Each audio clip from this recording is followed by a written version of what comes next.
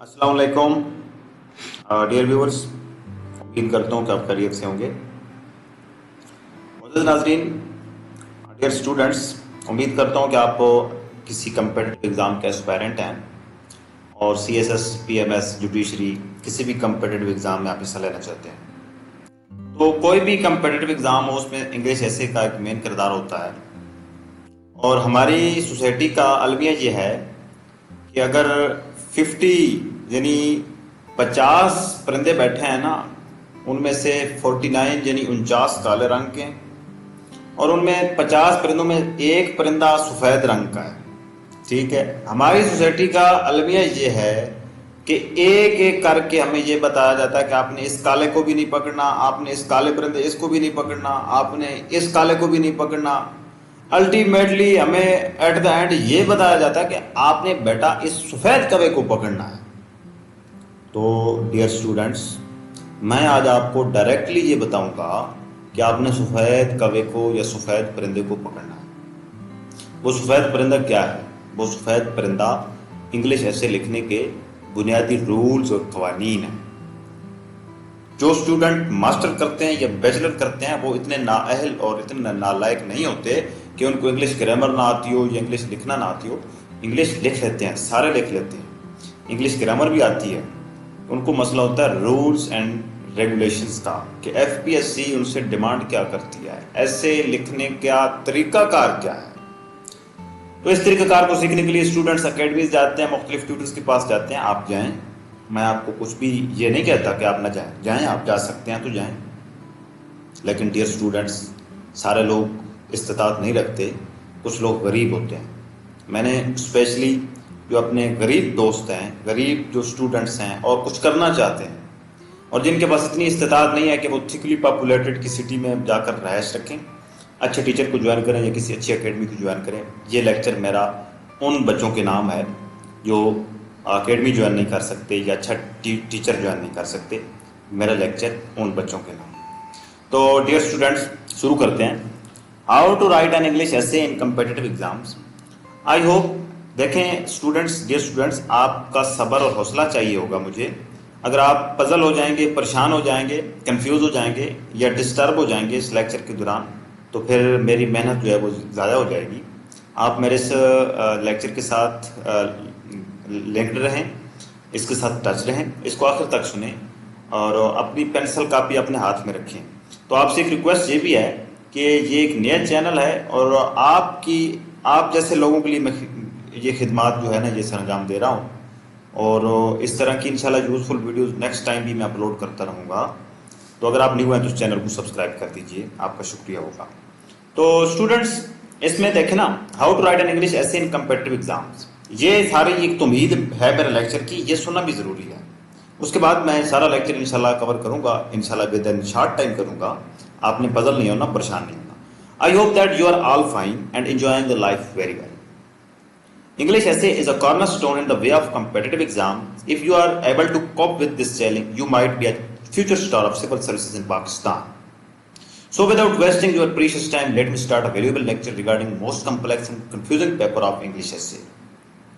Note and remember, this lecture, only one lecture, would break different complexities of this paper into simple and short pieces which you could collect and save in your memory forever. Dear students, kinds of English ऐसे, English ऐसे जो आते हैं CSS paper में या दीगर competitive exam में, English ऐसे मुख्तलिफ काइंड्स के होते हैं। एक्सपोजिटरी, डिस्क्रिप्टिव ऐसे, आर्गुमेंटेटिव ऐसे और नरेटिव ऐसे।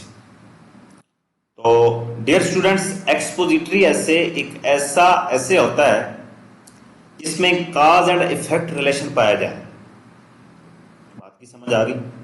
मसलन energy crisis, cause and its implications. Topic क्या है जी? Energy crisis, cause and its implication. ये क्या है? ये कॉज एंड इफेक्ट रिलेशन है। काजेस क्या है और फिर उसके असरात क्या है, यानी एक ऐसा टॉपिक जिसमें आपको ये चीज नजर आए, यानी काजेस और इफेक्ट रिलेशन आपको नजर आए, तो वो ऐसे एक्सपोजिटरी ऐसे होगा, नंबर 1। नंबर 2, एक ऐसा ऐसे जिसमें कंपैरिजन पाया जाए। मसलन globalisation has created more problems than solutions. क्या है जी? Globalisation has created more problems than solutions. यानी इसमें क्या है? कंपैरिजन। कंपैरिजन का इसमें कंपेयर करने का एक एलिमेंट है कि globalization has created more problems than solutions. इसमें क्या है? ये कंपैरिजन मॉडल है। इसमें कंपेयर करना है हमने कि ग्लोबलाइजेशन ने किस तरह प्रॉब्लम ज्यादा क्रिएट की है सॉल्यूशन की निस्बत। हमने कंपेयर करना है इसको, दोनों सिचुएशंस को हमने कंपेयर करना और आखिर पर ये साबित करना है कि ग्लोबलाइजेशन जो है उसने प्रॉब्लम ज्यादा पैदा की और सॉल्यूशन कम पैदा की। तो ये भी क्या हो गया? एक ऐसा ऐसे जिसमें कॉज एंड इफेक्ट रिलेशन हो, पहली चीज। दूसरी चीज उसमें कंपैरिजन हो। ठीक, ये मैं आपको अभी तक एक्सपोजिटरी की बात कर रहा हूं। पहली चीज कॉज एंड इफेक्ट रिलेशन, मिसाल दी आपको energy crisis, cause and its implications. दूसरी चीज है एक्सपोजिटरी ऐसे में कि कंपैरिजन हो। मैंने आपको मिसाल दिया है globalization has created more problems than solutions. तीसरी चीज इसमें कि उसमें क्या हो? उसमें कंट्रास्ट हो। कंपैरिजन अलग चीज है और कंट्रास्ट क्या है? ये अलग चीज है। कंट्रास्ट की एग्जांपल क्या हो सकती है कि a global warming a myth a reality. बात की समझ आ गई? A myth a reality. आपने इसको क्या करना है? ये कंट्रास्ट है। आपने ये साबित करना है कि मिथ है या रियलिटी है। बात की समझ आ गई? अगर इस तरह ये जो तीसरा मैंने आपको टॉपिक बताया है कि global warming is a myth और रियलिटी, ये है कंट्रास्ट। अगर ये कहा जाए कि a global warming is a more myth than reality, तो फिर ये क्या हो गया? तो फिर ये होगा कंपैरिजन। आर और देन के सिर्फ इसमें बीच में लाने से इसका मीनिंग चेंज हो गया। बात की समझ आ गई? यानी मुख्तसरन एक्सपोजिटरी ऐसे में काज एंड इफेक्ट मॉडल आ जाए, कंपैरिजन आ जाए, या उसमें कंट्रास्ट का एलिमेंट आ जाए, तो वो होगा एक्सपोजिटरी ऐसे। उसके बाद है डिस्क्रिप्टिव ऐसे। डिस्क्रिप्टिव ऐसे एक इशू बेस्ड टॉपिक होता है। इस टॉपिक में काज एंड इफेक्ट मॉडल तो नहीं होता और ना ही इसमें कंट्रास्ट और कंपैरिजन की कोई बात होती है, बल्कि इशू पर मबनी एक टॉपिक होता है डिस्क्रिप्टिव नेचर का। बात की समझ आ गई? तो सिर्फ इसमें एक सिंपल इशू होता है, इसमें कोई काज, इसमें कोई इफेक्ट, इसमें कोई कंपैरिजन, कोई कंट्रास्ट नहीं होता। और जो शार्ट ऐसे होता है जुडिशरी के इम्तिहान में, सिविल जज के इम्तिहान में एक शार्ट ऐसे आता है, वो सिर्फ और सिर्फ एक इशू पर आता है। उसमें कोई काज इफेक्ट, कोई रिलेशन, कोई कंपैरिजन, कोई कंट्रास्ट उसमें नहीं होता। यानी कि डिस्क्रिप्टिव ऐसे में सिर्फ एक इशू होता है, कोई इसमें काज इफेक्ट मॉडल वगैरह नहीं होता। मसलन कि new wars lie in economic fronts. बात की समझ आएगी? ये एक इशू पर मबनी टॉपिक है, ना तो इसमें कोई काज और इफेक्ट है और ना ही इसमें कोई कंपैरिजन और कंट्रास्ट है। बात की समझ आ गई आपको?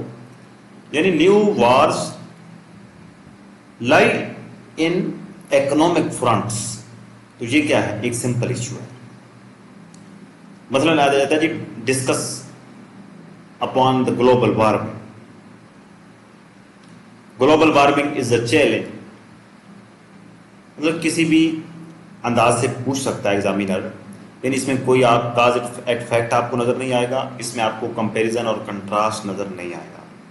तो एक्सपोजिटरी ऐसे भी बेसिकली इशू बेस्ड ऐसे होता है, लेकिन उसमें काज एंड इफेक्ट, कंपैरिजन और कंट्रास्ट मॉडल पाया जाता है। जबकि डिस्क्रिप्टिव ऐसे भी एक इशू टाइप ऐसे है, इसमें एक इशू डिस्कस करना होता है, लेकिन इसमें कंपैरिजन, कंट्रास्ट और इसमें काज एंड इफेक्ट मॉडल नहीं होता। उसके बाद डियर स्टूडेंट्स, आर्गुमेंटेटिव ऐसे क्या है? आर्गुमेंटेटिव ऐसे असल में एक आप कह लें कि एक लिटरेरी टाइप का ऐसे है, और ये अंतहाई एक आप कह लें कि इसमें आपका एक पॉइंट ऑफ व्यू होता है। इसमें आपने एक थीसिस बनाना होता है, फिर आप एक एंटी थीसिस बनाते हैं अपनी तरफ से, यानी आपने जो थीसिस बनाना है उसको भी आपने अपनी लॉजिक से साबित करना है, आपने जो उसमें एंटी थीसिस बनाना है वो आपने अपनी लॉजिक से उसको साबित करना, और फिर आखिर पर आपने इसका एक नतीजा कंक्लूजन देना होता है कि आपका थीसिस ठीक है या एंटी थीसिस ठीक है। यानी आपने अपने थीसिस को एंटी थीसिस के जरिए रद्द करना होता है, यानी उसको आपने आप कह लें कि उसको रिबट करना होता है। तो डियर स्टूडेंट्स, ये एक लिटरेरी टाइप का ऐसे होता है। मैं ये समझता हूँ कि ये एक रिस्क है, आर्गुमेंटेटिव ऐसे लिखना एक रिस्क है, और आपको मैं कभी भी ये रिकमेंड नहीं करता कि आप किसी भी कंपेटिटिव एग्जाम में आर्गुमेंटेटिव ऐसे लिखें। तो आर्गुमेंटेटिव ऐसे को छोड़ें, यानी आपने फोकस करना है एक्सपोजिटरी ऐसे या डिस्क्रिप्टिव ऐसे पर आपने फोकस करना है। आर्गुमेंटेटिव ऐसे एक रिस्क है, इसमें आप हो सकता है कि आपका जो पॉइंट ऑफ व्यू है वो एग्जामिनर को पसंद ना आए, वो जेहन में कुछ और बना के बैठा हो भाई। तो जो एक आर्गुमेंटेटिव ऐसे आप लिखते हैं तो ज़्यादातर जो आपके पेपर चेक होते हैं वो इंग्लिश लिटरेचर के बंदे चेक करते हैं। अगर आपका आर्गुमेंटेटिव ऐसे बहुत अच्छा लिखा हुआ है तो आपको जो मैक्सिमम नंबर मिल सकते हैं वो सिर्फ आर्गुमेंटेटिव ऐसे मिल सकते हैं। लेकिन बहुत अच्छा लिखना, फिर जो जिस बंदे के पास आपका पेपर है उसके एन मिजाज के मुताबिक लिखना, ये तो एक आप कह लें पॉसिबिलिटी है, हो भी सकता है। लेकिन ज़्यादा चांस ये है कि आप उसकी जो एक रिक्वायरमेंट्स हैं शायद उसको आप पूरा ना कर सकें। तो क्यों अपने आप को आप एक रिस्क पर लगाते हो?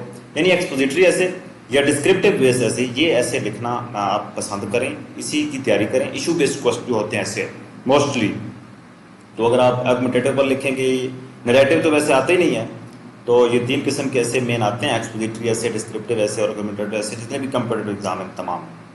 तो ये हैं बेसिकली किस्में, और इनको आपने ऑब्जर्व कैसे करना है तो मैंने आपको उसका एक क्लियर भी बता दिया है। तो आज चलते हैं इसके बाद। हाँ, इसके अलावा कुछ टीचर जो है ना, बेसिकली जो ऐसे लिखने का एक तरीकाकार है ना, वो सब ऐसे का सेम है।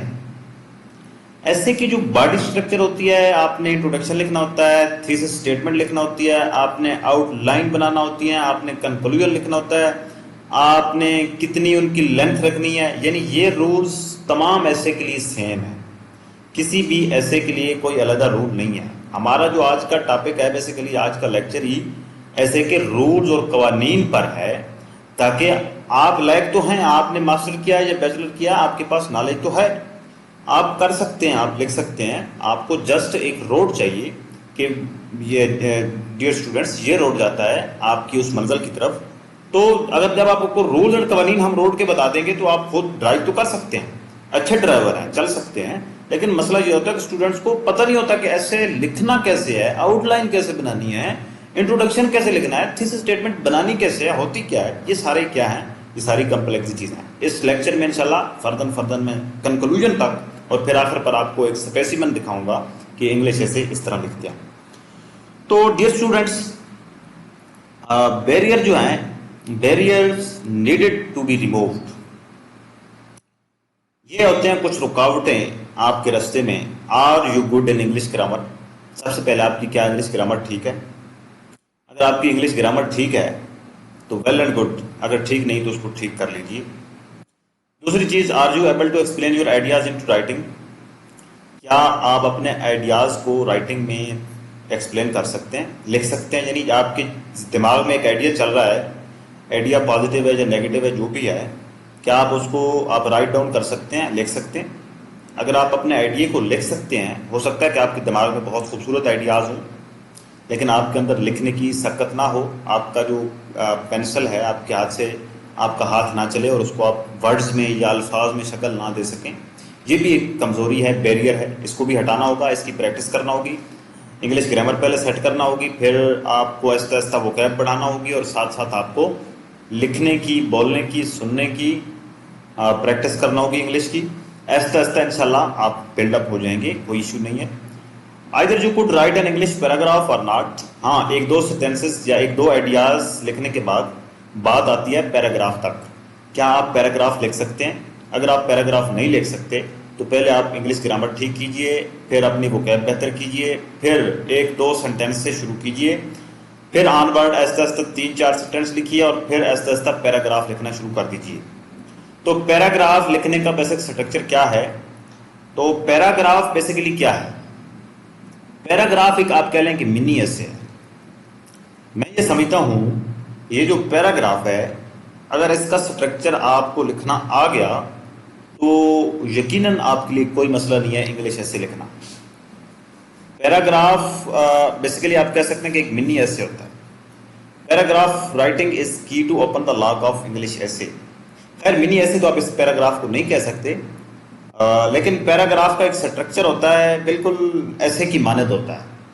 वो ऐसे की मानद क्या है, तो देखिए स्टूडेंट्स, पहले पैराग्राफ का स्ट्रक्चर सीखिए, उसके बाद आप ऐसे लिखना आप अहल हो जाएंगे। अगर आपको पैराग्राफ लिखना ही नहीं आता तो आप ऐसे कैसे लिखेंगे? क्योंकि आपका ऐसे जो है वो कंप्राइजिंग कंसिस्टिंग ऑफ पैराग्राफ्स। अगर आपका पैराग्राफ स्ट्रक्चर ठीक नहीं है तो यकीनन आपका ऐसे कभी भी ठीक नहीं हो सकता।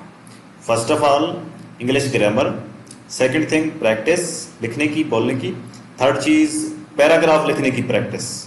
तो पैराग्राफ लिखने का कायदा क्या है इंग्लिश में? पैराग्राफ लिखने का कायदा ये है, क्या standard paragraph has following structure in English. एक जो स्टैंडर्ड पैराग्राफ है इंग्लिश में उसका ये स्ट्रक्चर होता है।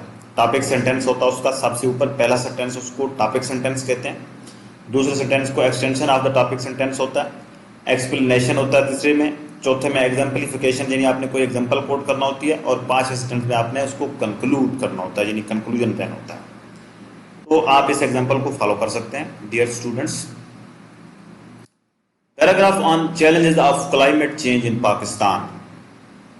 Pakistan is facing very serious challenges of climate change. यानी आपका जो पहला सेंटेंस है वो क्या है? वो टॉपिक सेंटेंस है। इसने डायरेक्टली टॉपिक को हिट किया है। टॉपिक क्या है? Challenges of climate change in Pakistan. Sentence topic sentence इसका कैसे बनेगा? Pakistan is facing very serious challenges of climate change. इसने डायरेक्टली आपके टॉपिक को हिट किया। तो एक ऐसा सेंटेंस जो डायरेक्टली आपके टॉपिक को हिट करे या आपके जो टॉपिक है उसको एक सेंटेंस में उसको समो दे, वो होता है टॉपिक सेंटेंस। ठीक है। उसके बाद है extension of the topic sentence. आपने अपने टॉपिक सेंटेंस को मजीद आपने उसको एक्सटेंड करना है, उसको आपने आगे बढ़ाना है। आगे आपने उसको कैसे बढ़ाया जी? कि these challenges are impeding socio economic growth of Pakistan while Pakistan is facing many issue, climate change is severest of them। Pakistan जहां पर बहुत सारे चैलेंजेस, बहुत सारे इश्यूज का सामना कर रहा है, क्लाइमेट चेंज उन तमाम इशू में से सबसे ज्यादा एक संगीन इशू है, संगीन मसला है। ये मैंने क्या किया है? मैंने बात को आगे एक्सटेंड किया है।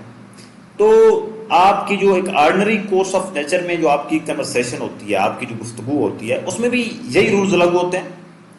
मसलन आप किसी का पूछें कि आप पूछें जी असलम आजकल कहाँ होता है, ये है आपका क्वेश्चन। तो फिर आप पूछेंगे कि बड़ा दिन हो गया मैंने उसको देखा नहीं, बड़े दिन हो गए मैं उससे मिला नहीं। ये दूसरा जो आपने कहा कि बड़े दिन हो गए मैं उससे मिला नहीं या बड़े दिन हो गए मैंने उसको देखा ही नहीं, ये क्या है? ये एक्सटेंशन ऑफ द टॉपिक है। बात की समझ आ गई? यानी पहला सेंटेंस टॉपिक सेंटेंस होगा हर पैराग्राफ का। हर पैराग्राफ का सेंटेंस जो है पहला टॉपिक सेंटेंस होगा, और उसके बाद दूसरा सेंटेंस जो होगे वो होगे एक्सटेंशन। उस टॉपिक को आपने थोड़ा सा एक्सटेंड करना, उसको खींचना है, उसकी थोड़ी सी आपने एक्सप्लेनेशन देनी है, माइनर सी। तो तीसरा में मजीद जो है ना, तीसरे में आपने उसकी मजीद एक्सप्लेनेशन देनी है। वो एक मजीद एक्सप्लेनेशन आप कैसे देंगे कि in addition to increase heat, droughts and extreme weather in different parts of the country, the melting of the glaciers in the Himalayas has impacted and still impacting some of the rivers in Pakistan। यानी heat आप कह सकते हैं, खुश्कसाली कह सकते हैं, मुख्तलिफ किस्म के वेदर या मौसम कह सकते हैं, इन्होंने पाकिस्तान को इफेक्ट किया है, different parts of the country को इफेक्ट किया है और स्टिल कर रहे हैं, इम्पैक्ट कर रहे हैं। क्योंकि ये आपने मौजूदा जो सैलाब आए हैं ये सारे क्लाइमेट चेंज ही का एक इम्पैक्ट है, जिसकी वजह से ग्लेशियर पिघले और आउट ऑफ कंट्रोल हुआ सारा वाटर मिसमैनेजमेंट की वजह से, तो मुख्तलिफ एरियाज में सैलाब आ गए। तो ये क्या है? ये बेसिकली क्या है? क्लाइमेट चेंज ही तो है जिसने इतनी तबाही पहुंचा दी। तो यानी तीसरा सेंटेंस आप उसकी एक्सप्लेनेशन देंगे। पहला सेंटेंस तो डायरेक्ट आप टॉपिक को हिट किया, दूसरे सेंटेंस में उसको मजीद थोड़ा सा उसको आपने खींचा, तीसरे में आपने उसकी सारी थोड़ी मतलब उसको एलोबरेट कर दिया, उसकी एक्सप्लेनेशन दे दी 3-4 सेंटेंसेस में। उसके बाद आपने एक एग्जाम्पलिफिकेशन कोट करना होती है। एग्जाम्पलिफिकेशन का मतलब होता है आपने एक एग्जाम्पल देनी होती है, फैक्ट्स एंड फिगर देने होते हैं, या आपने फैक्ट्स एंड फिगर के अलावा कोई और एग्जांपल भी दे सकते हैं, यानी आपने एग्जांपल कोट करनी है। मसलन at the end of the August and till mid September 2022 flood in south Punjab in various areas of KPK and also in Sindh province immediate effect of climate change. ये क्या है? ये एग्जाम्पलिफिकेशन है। Another effect of climate change is severe heat wave which was recorded 51 centigrade in recent year. यानी कि उसकी एक climate change की जो एक और आप कह लें इम्पैक्ट है वो क्या है? वो हीट वेव है। ये क्या है? ये एग्जांपल है कि वो 51 सेंटीग्रेड रिकॉर्ड हुई है 2022 में। केपीके, सिंध और मुख्तलिफ जनूबी पंजाब में सैलाब आए हैं। ये क्या है? ये एग्जाम्पलिफिकेशन है। तो उसके बाद आपने कंक्लूड करना है टॉपिक को। कंक्लूड करने का मकसद क्या होता है? आपने just wind up the topic, उसको आपने जस्ट खत्म करना है। तो अक्सर स्टूडेंट्स यूं करते हैं कि पैराग्राफ के आखिर पर टॉपिक को वाइंड अप करने की बजाय उसका सोल्यूशन देना शुरू कर देते हैं। Solution is something different than conclusion. Conclusion एक अलग चीज है और सोल्यूशन किसी भी टॉपिक का वो एक अलग चीज है। आपने कोई सोल्यूशन नहीं देने, आपने जस्ट टॉपिक को वाइंड अप करना है, आपने बात को खत्म करना है। ठीक है? तो आपने कैसे खत्म करना जी? देयरफॉर, इसलिए government and concern state institution must take affirmative steps to knock out ongoing challenges of climate change so that the country may move on. आपने कोई इसमें सोल्यूशन नहीं दिया, आपने इसमें कोई एक जनरल बात कर दी कि गवर्नमेंट को यार कुछ करना चाहिए, इतने सैलाब आ रहे हैं, इतनी मौसम में चेंजिंग आ रही है, गवर्नमेंट को कुछ स्टेप्स उठाने चाहिए ताकि जो कंट्री है वो अच्छी तरीके से मूव कर सके। आपने जस्ट वाइंड अप किया है, आपने इसमें कोई सोल्यूशन नहीं दिए। डियर स्टूडेंट्स, ये होता है एक स्टैंडर्ड पैराग्राफ। इंग्लिश ऐसे में जो आप पैराग्राफ लिखते हैं उसका स्टैंडर्ड स्ट्रक्चर ये है जो मैंने आपके साथ डिस्कस किया है। तो डियर स्टूडेंट्स, आप एक बात ज़हन नशीं रखें कि आपका जो इंट्रोडक्शन का जो पैराग्राफ है इंग्लिश ऐसे में, इंट्रोडक्शन का पैराग्राफ और आपके कंक्लूजन का पैराग्राफ, यानी ये दो पैराग्राफ ऐसे पैराग्राफ हैं जिनका स्ट्रक्चर मुख्तलिफ होता है। यानी इंट्रोडक्शन के पैराग्राफ का स्ट्रक्चर भी मुख्तलिफ है बॉडी पैराग्राफ से, और कंक्लूजन के स्ट्रक्चर जो है वो भी बॉडी पैराग्राफ के स्ट्रक्चर से यकसर मुख्तलिफ है। तो वो भी आगे डिस्कस करते हैं। एलिमेंट्स ऑफ एन ऐसे, ऐसे में जो है क्या क्या चीज़ें होती हैं बेसिकली। पैराग्राफ जो मैंने ऊपर आपको स्ट्रक्चर बताया ये बॉडी पैराग्राफ का स्ट्रक्चर है, आपने ये बात ज़हन में रखनी है। इंग्लिश ऐसे की जो बॉडी पैराग्राफ्स हैं ये उनका स्ट्रक्चर है। इंट्रोडक्शन पैराग्राफ और कंक्लूजन पैराग्राफ का स्ट्रक्चर इससे मुख्तलिफ है, उसका एक स्पेशल स्ट्रक्चर है, वो मैं डिस्कस करूंगा इसी लेक्चर में। एलिमेंट्स ऑफ एन ऐसे, आउटलाइन। इंट्रोडक्शन, आउटलाइन के बाद मतलब आउटलाइन आपने लिखना होती है पहले। आउटलाइन आप इंट्रोडक्शन से शुरू करते हैं, इंट्रोडक्शन के बाद आप थीसिस स्टेटमेंट लिखते हैं, उसके बाद आपके बॉडी पैराग्राफ्स आ जाते हैं, उसके बाद आपका कंक्लूजन आ जाता है। बात की समझ आ गई? यानी ये क्या है? ये मेन एलिमेंट्स हैं ऐसे के। एक और बात ये नशीन रख लें डियर स्टूडेंट्स कि आपके जो अल्फाज काउंट होते हैं, मसलन 2500 से 3000 वर्ड्स आपने ऐसे लिखना होता है सीएसएस में। तो ये मैं आपको सीएसएस के पॉइंट ऑफ व्यू से सारा लेक्चर दे रहा हूँ। तो अगर आपको इस लेक्चर की समझ आ गई तो फिर आप शार्ट ऐसे भी लिख सकते हैं, आप पीएमएस में लिख सकते हैं। हाँ, अलबत्ता पीएमएस का जो ऐसे है उसका थोड़ा तरीका डिफरेंट है, लेकिन तकरीबन यही होता है तरीकाकार, इसमें कोई खास फर्क नहीं होता। लेकिन थोड़ा बहुत उसकी स्पेशल आप कह सकते हैं कि उसका एक डायग्राम है, तो टोटली तो ये नहीं है लेकिन मोस्टली चीज़ें सेम होती हैं। तो ये जो मैं आपको बता रहा हूँ ये सीएसएस के पॉइंट ऑफ व्यू से मैं सारा लेक्चर आपको बता रहा हूँ। आउटलाइन आप लिखते हैं, introduction, thesis statement, body paragraph, conclusion, ये होते हैं बेसिक एलिमेंट्स किसी भी इंग्लिश ऐसे के।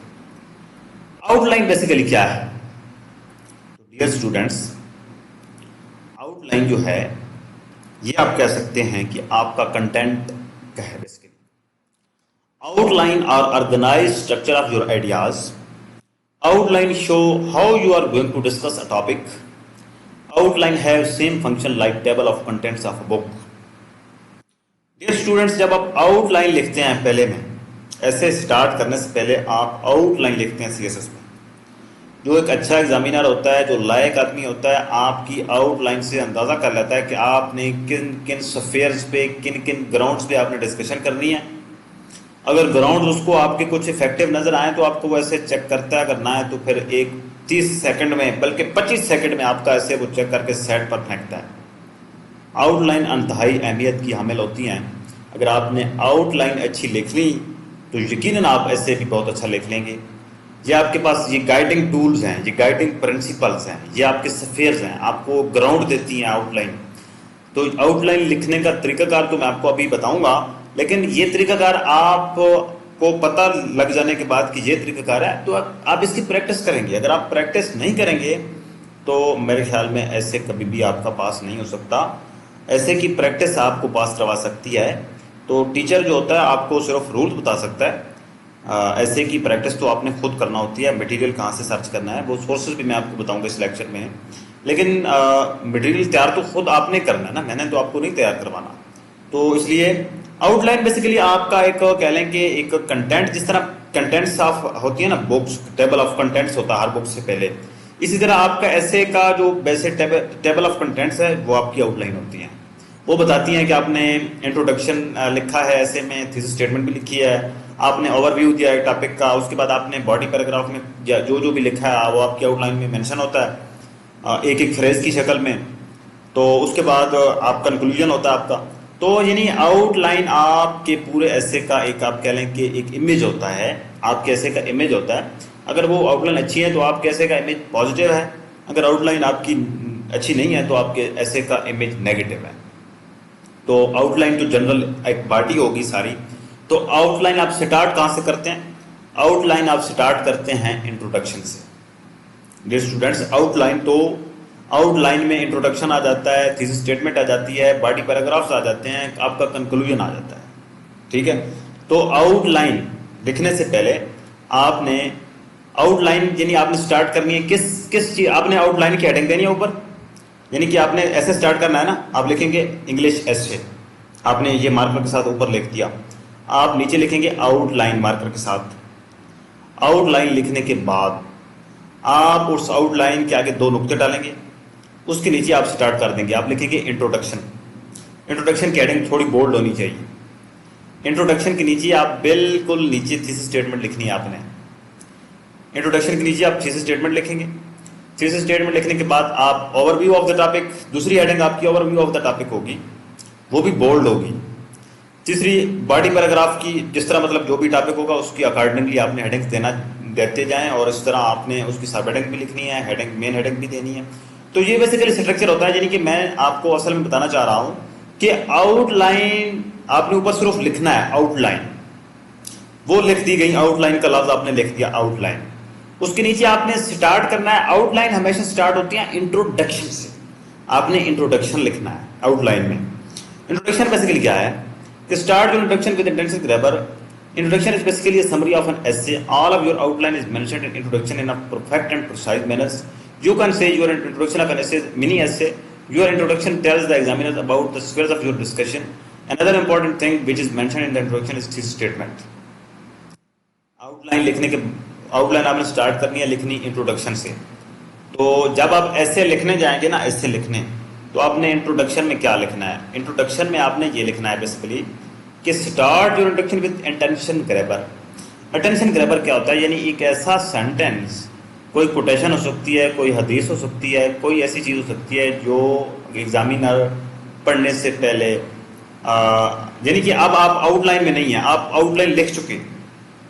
आउटलाइन लिखने के बाद अब आप ऐसे स्टार्ट कर चुके हैं। आप ये बात ज़हन नशीं रखें कि आप ऐसे स्टार्ट कर चुके हैं। जब आप आउटलाइन लिख लेते हैं उसके बाद आप एक लाइन भी आप उसमें मिस नहीं करते, आप नीचे से शुरू कर रखते हैं। और एक और बात ज़हन नशीं रखें कि आप जब आउटलाइन लिख चुके उसके बाद आपका ऐसे स्टार्ट हो चुका है और ड्यूरिंग ऐसे आपने कोई हेडिंग नहीं देनी, कोई हेडिंग आपने नहीं देनी। जब आप ऐसे शुरू कर देंगे, ये आपका ऐसे शुरू हो चुका है, आपने ऊपर आउटलाइन लिखी, आपने ऊपर आउटलाइन में इंट्रोडक्शन की हेडिंग दी, इंट्रोडक्शन के नीचे आपने थीसिस स्टेटमेंट लिखी, थीसिस स्टेटमेंट के नीचे आपने ओवरव्यू ऑफ द टॉपिक की हेडिंग दी हुई थी, फिर दरमियान में बॉडी पैराग्राफ की हेडिंग दी थी आपने, उसके बाद आपने ऊपर कंक्लूजन की हेडिंग दी थी। ये हेडिंग जब आपने दे ली तो आपकी आउटलाइन मुकम्मल हो चुकी। तो आपकी आउटलाइन कैसे मुकम्मल होती है मैं आपको अभी एक नीचे चेक भी करवा देता हूँ ताकि आपको इशू न रहे। ये देखें, ये होता है बेसिकली। इस तरह आपने आपने आपने इस तरह एक स्पेसिमेन बनाना है। ये स्पेसिमेन आपके लिए, यानी आपने इसी तरह लिखना है।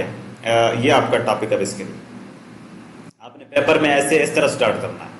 ये देखें, ऐसे आपने लिखना है जी, ऊपर इसी तरह लिखना है बिल्कुल। ये ऐसे का टॉपिक आ गया, आपने नीचे आउटलाइन लिखनी। आउटलाइन आपने स्टार्ट कर दिया, आपने इंट्रोडक्शन लिखा। आपने उस इंट्रोडक्शन के नीचे थीसिस स्टेटमेंट लिखनी है पूरी, 2-3 सेंटेंस की होती है थीसिस स्टेटमेंट। आपने आउटलाइन में इंट्रोडक्शन के नीचे थीसिस स्टेटमेंट की हेडिंग नहीं देनी, आपने थीसिस स्टेटमेंट लिखनी है। वो थीसिस स्टेटमेंट 2-3 फिक्रों के पर मुश्तमिल होती है। ये यहाँ पर मैंने तो हेडिंग दिया है ना थीसिस स्टेटमेंट की, लेकिन आपने हेडिंग नहीं देनी थीसिस स्टेटमेंट की, बल्कि यहाँ पर 2 या 3 सेंटेंस की थीसिस स्टेटमेंट होती है हर ऐसे की। वो थीसिस स्टेटमेंट क्या है वो भी मैं आपको अभी बताता हूँ कि थीसिस स्टेटमेंट ये होती है, आपने ऐसे बनाना होती है थीसिस स्टेटमेंट। तो आप थीसिस स्टेटमेंट लिखेंगे इंट्रोडक्शन के नीचे।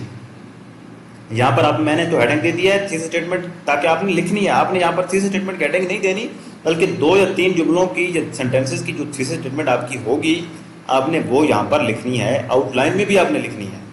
उसके बाद ये मेन हेडिंग आप जो देंगे वो आप नंबर से देंगे, इस तरह 1 2 3 4 5। जो सब हेडिंग होगी वो ABCD के हिसाब आप देंगे। इंट्रोडक्शन मेन हेडिंग है, इसके नीचे 2 या 3 जुमलों पर मुश्तमिल थीसिस स्टेटमेंट हम लिख देंगे। उसके बाद ओवरव्यू ऑफ द टॉपिक है। उसके बाद आपने ये तीसरा है what is water crisis in Pakistan, इसकी सब हेडिंग है जी, lack of foresight and planning, environmental changes, rising population, water regulation et cetera. इस तरह आपने मेन हेडिंग नंबर के साथ देनी है और सब हेडिंग आपने ABC के साथ देनी है। बिल्कुल आप देख सकते हैं, ये इस तरह आपने लिखना होता है। उसके बाद डियर स्टूडेंट्स, जब आपकी ये है आपकी आउटलाइन। जब आपकी आउटलाइन मुकम्मल हो गई तो आपने डायरेक्टली आपने यहाँ से शुरू कर देना है। आपने डायरेक्टली यहाँ से शुरू कर देना है।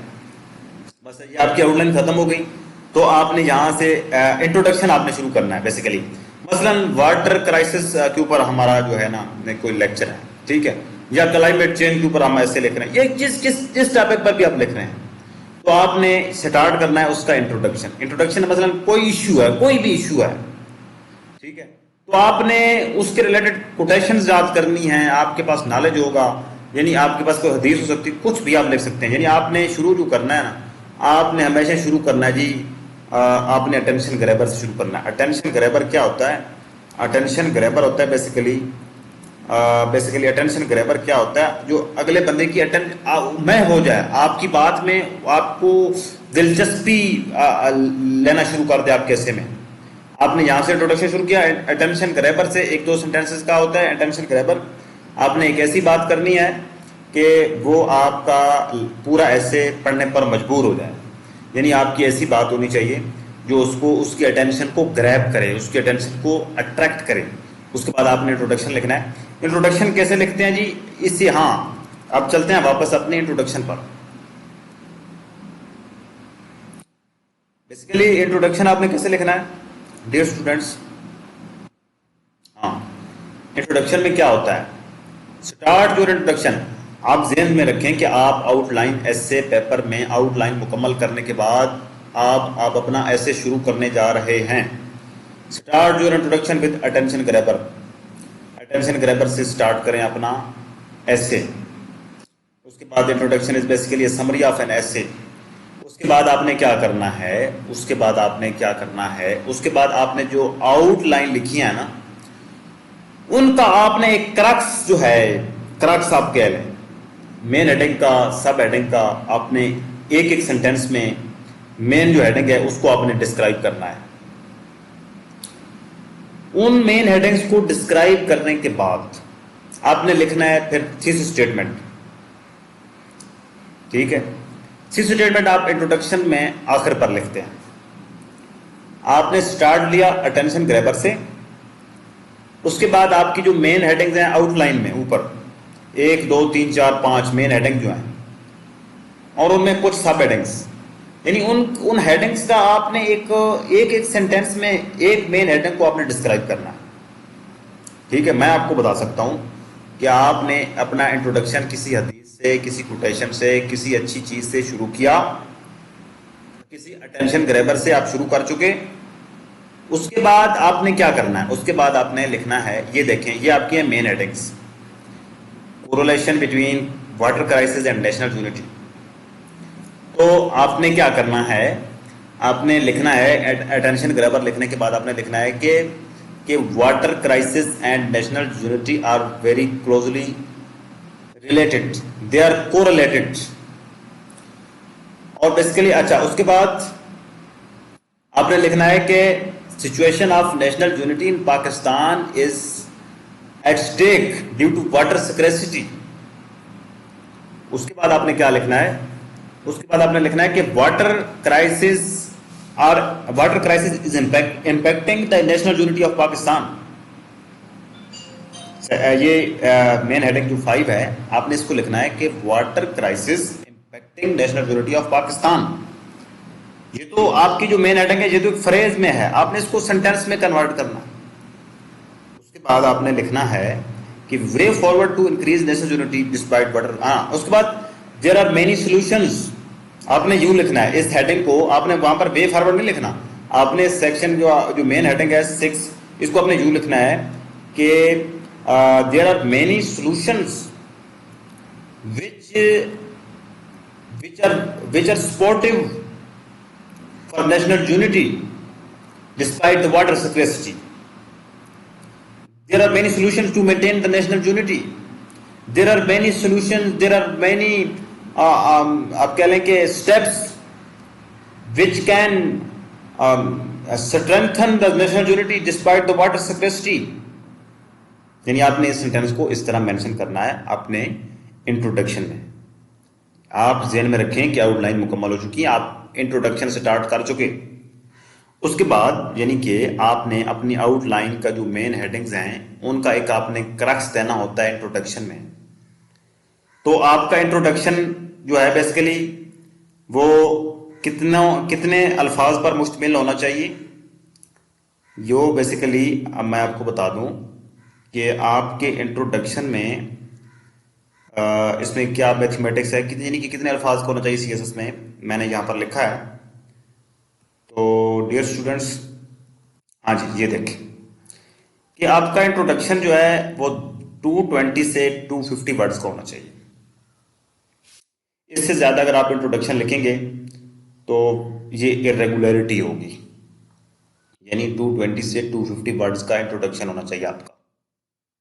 ये आपने लिख लिया, अटेंशन ग्रैबर से आपने शुरू किया, किसी हदीस से, किसी कोटेशन से, किसी ऐसी बात से जिसने एग्जामिनर की अटेंशन को ग्रैब किया, ये लेकिन वो रिलेटेड होनी चाहिए। शर्त ये है कि वो रिलेटेड होनी चाहिए। ये ना हो कि ऐसे है क्लाइमेट चेंज पर आपने कोटेशन लिख दिया इस्लाम पर, ऐसा नहीं होना चाहिए, बल्कि आपकी कोटेशन क्लाइमेट चेंज से रिलेट करना चाहिए, आपके टॉपिक से रेलिवेंट होनी चाहिए। आपने अटेंशन ग्रैबर से इंट्रोडक्शन शुरू किया, उसके बाद आपने अपनी आउटलाइन जो हैं उनका एक मेन हेडिंग्स को सेंटेंसेस में जब उनका क्रक्स आपने बयान किया। उसके बाद आपने थीसिस स्टेटमेंट लिखना होती है इंट्रोडक्शन पैराग्राफ में। थीसिस स्टेटमेंट कैसे लिखते हैं, आप इंट्रोडक्शन का जो आपका पैराग्राफ होगा उसके आपने एंड पर थीसिस स्टेटमेंट लिखनी है। बात की समझ आ गई। थीसिस स्टेटमेंट क्या है बेसिकली, तो dear students, thesis statement it is simply a stance on the topic. ये आपका टॉपिक पर स्टांस होता है। It should not be more than 2 sentences, 30 to 40 words, and it must be generalized. सबसे पहली चीज ये है कि ये जनरलाइज होनी चाहिए, यानी आप अगर उसमें फिक्स कर देंगे, मसलन इकोनॉमिक प्रॉब्लम्स पर ऐसे आया हुआ है, आपने थीसिस स्टेटमेंट में पर फिक्स कर दिया कि टैक्स प्रॉब्लम, टैक्स कलेक्शन, आप कह सकते हैं कि exports and imports, these are the factor which are impeding the economic growth of Pakistan. यानी आपने जब मेंशन कर दिया तो आपने गोया कि अपने आप को महदूद कर लिया। अब आप अपने ऐसे में एक्सपोर्ट्स, इंपोर्ट्स, टैक्स कलेक्शन के से बाहर नहीं जा सकते। बात की समझ आ गई। तो यानी आपने पाबंद नहीं करना, आपने एक जनरल बात करनी है, जनरल होनी चाहिए आपकी थीसिस स्टेटमेंट। ये आपके टॉपिक पर आपका स्टांस होता है कि आप असल में इसमें कहना क्या चाहते हैं। आप बेसिकली कौन सा रास्ता अख्तियार करेंगे, राइट हैंड वाला रास्ता अख्तियार करेंगे या लेफ्ट हैंड वाला रास्ता रास्ता अख्तियार करेंगे। तो ये थीसिस स्टेटमेंट आपका बेसिकली क्या होती है, आपका टॉपिक पर स्टांस होती है। Thesis statement varies from topic to topic, it is always about what is the topic of essay, why there is need to write an essay on this topic and how solutions of the topic। यानी what, why और how पर मुश्तमिल होती है आपकी thesis statement. यानी basically topic है क्या, ये टॉपिक, इस पर ऐसे लिखने की जरूरत क्यों पेश आई, इसको एड्रेस करने की जरूरत क्यों पेश आई, उसके बाद इसका हल क्या है, सोल्यूशन क्या है। Thesis statement before the heading of introduction in outline not mandatory. यानी आउटलाइन में जो आप थीसिस स्टेटमेंट लिखते हैं वो कोई मैंडेटरी नहीं होती।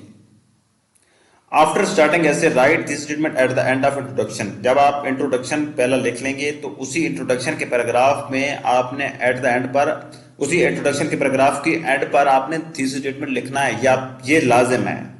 अगर आप नहीं लिखेंगे तो आपका ऐसे फेल है, ये लाजिम है। Then write thesis statement in conclusion with change words, with changing words. यानी कि आप उसमें कंक्लूजन में भी आप लिखेंगे लेकिन वर्ड्स आपके वहां पर चेंज होंगे। अगर आप एग्जैक्ट वर्ड के साथ लिखेंगे तो ये भी क्या है, ये इरेगुलरिटी में आ जाती है। यानी आप उसको चेंज वर्ड्स के साथ उसको थोड़ा चेंज करके लिखेंगे। बात की समझ आ गई। अब इसकी कुछ एग्जांपल देखते हैं। Observe the structure of different statement as follow। Topic of ऐसे डेवलपिंग टूरिज्म इन पाकिस्तान, ये है बेसिकली टॉपिक। इसकी थीसिस स्टेटमेंट आपने बनानी है। मैंने आपको क्या कहा कि थीसिस स्टेटमेंट बेसिकली होती है व्हाट इज द टॉपिक। आपने टॉपिक को समझना है, ये आपकी अपनी सरदर्दी है। टॉपिक में पूछता क्या है, मसलन डेवलपिंग टूरिज्म इन पाकिस्तान, इसमें वो असल में ये कह रहा है कि पाकिस्तान में टूरिज्म भी है लेकिन वो डेवलपिंग है, डेवलप्ड नहीं है। पाकिस्तान के टूरिज्म को डेवलप्ड होना चाहिए लेकिन वो क्या है, डेवलपिंग है। यानी असल में वो पूछना चाह रहा है कि वो कौन सी ऐसे फैक्टर हैं जो पाकिस्तान को डेवलप नहीं होने दे रहे टूरिज्म को पाकिस्तान में। यानी कि असल में तो ये क्या है, ये एक इशू है कि डेवलपिंग टूरिज्म इन पाकिस्तान, मतलब कि टूरिज्म जो है वो डेवलप्ड नहीं है, स्टिल डेवलपिंग है। कौन से ऐसे फैक्टर हैं जो टूरिज्म को डेवलप्ड नहीं होने देते। और टूरिज्म जो है पाकिस्तान में, टूरिज्म की कोई अहमियत तो है कि उसने आपसे ऐसे लिखवाना मुनासिब समझा। टूरिज्म की क्या अहमियत है, टूरिज्म की अहमियत यह है कि टूरिज्म स्ट्रेंथन करेगा हमारी इकोनॉमी को, हमारी माली पोजीशन को, हमारी फाइनेंशियल स्टैंडर्ड को। तो स्विट्जरलैंड एक ऐसा मुल्क है जो मोस्टली जिसका सारा पूरा मुल्क जो टूरिज्म पर चल रहा है, और पाकिस्तान में तो कुदरती वसाइल ऐसे इतने हैं कि पाकिस्तान टूरिज्म पर चल सकता है पूरा मुल्क। हमारा कर्ज भी उतारा जा सकता है, कर्जा सारा उतारा जा सकता है। उसके बाद पाकिस्तान के दीगर जो हैं वो मामलात वो भी तय हो सकते हैं टूरिज्म से। तो डेवलपिंग टूरिज्म इन पाकिस्तान, जिस टॉपिक का मतलब ये है कि पाकिस्तान में जो टूरिज्म है वो अंतहाई सिग्निफिकेंट चीज है। दूसरा यह है कि वो क्या है, बेसिकली स्टिल जो है वो डेवलपिंग है, यानी अभी तक डेवलप्ड नहीं है। यानी पाकिस्तान में जो टूरिज्म है उस पर काम करने की जरूरत है। ये मैंने अखज़ किया है इस टॉपिक से कि पाकिस्तान में टूरिज्म को इम्प्रूव करने के लिए हमें कुछ करना होगा, यानी इम्प्रूव करना होगा हमें टूरिज्म को।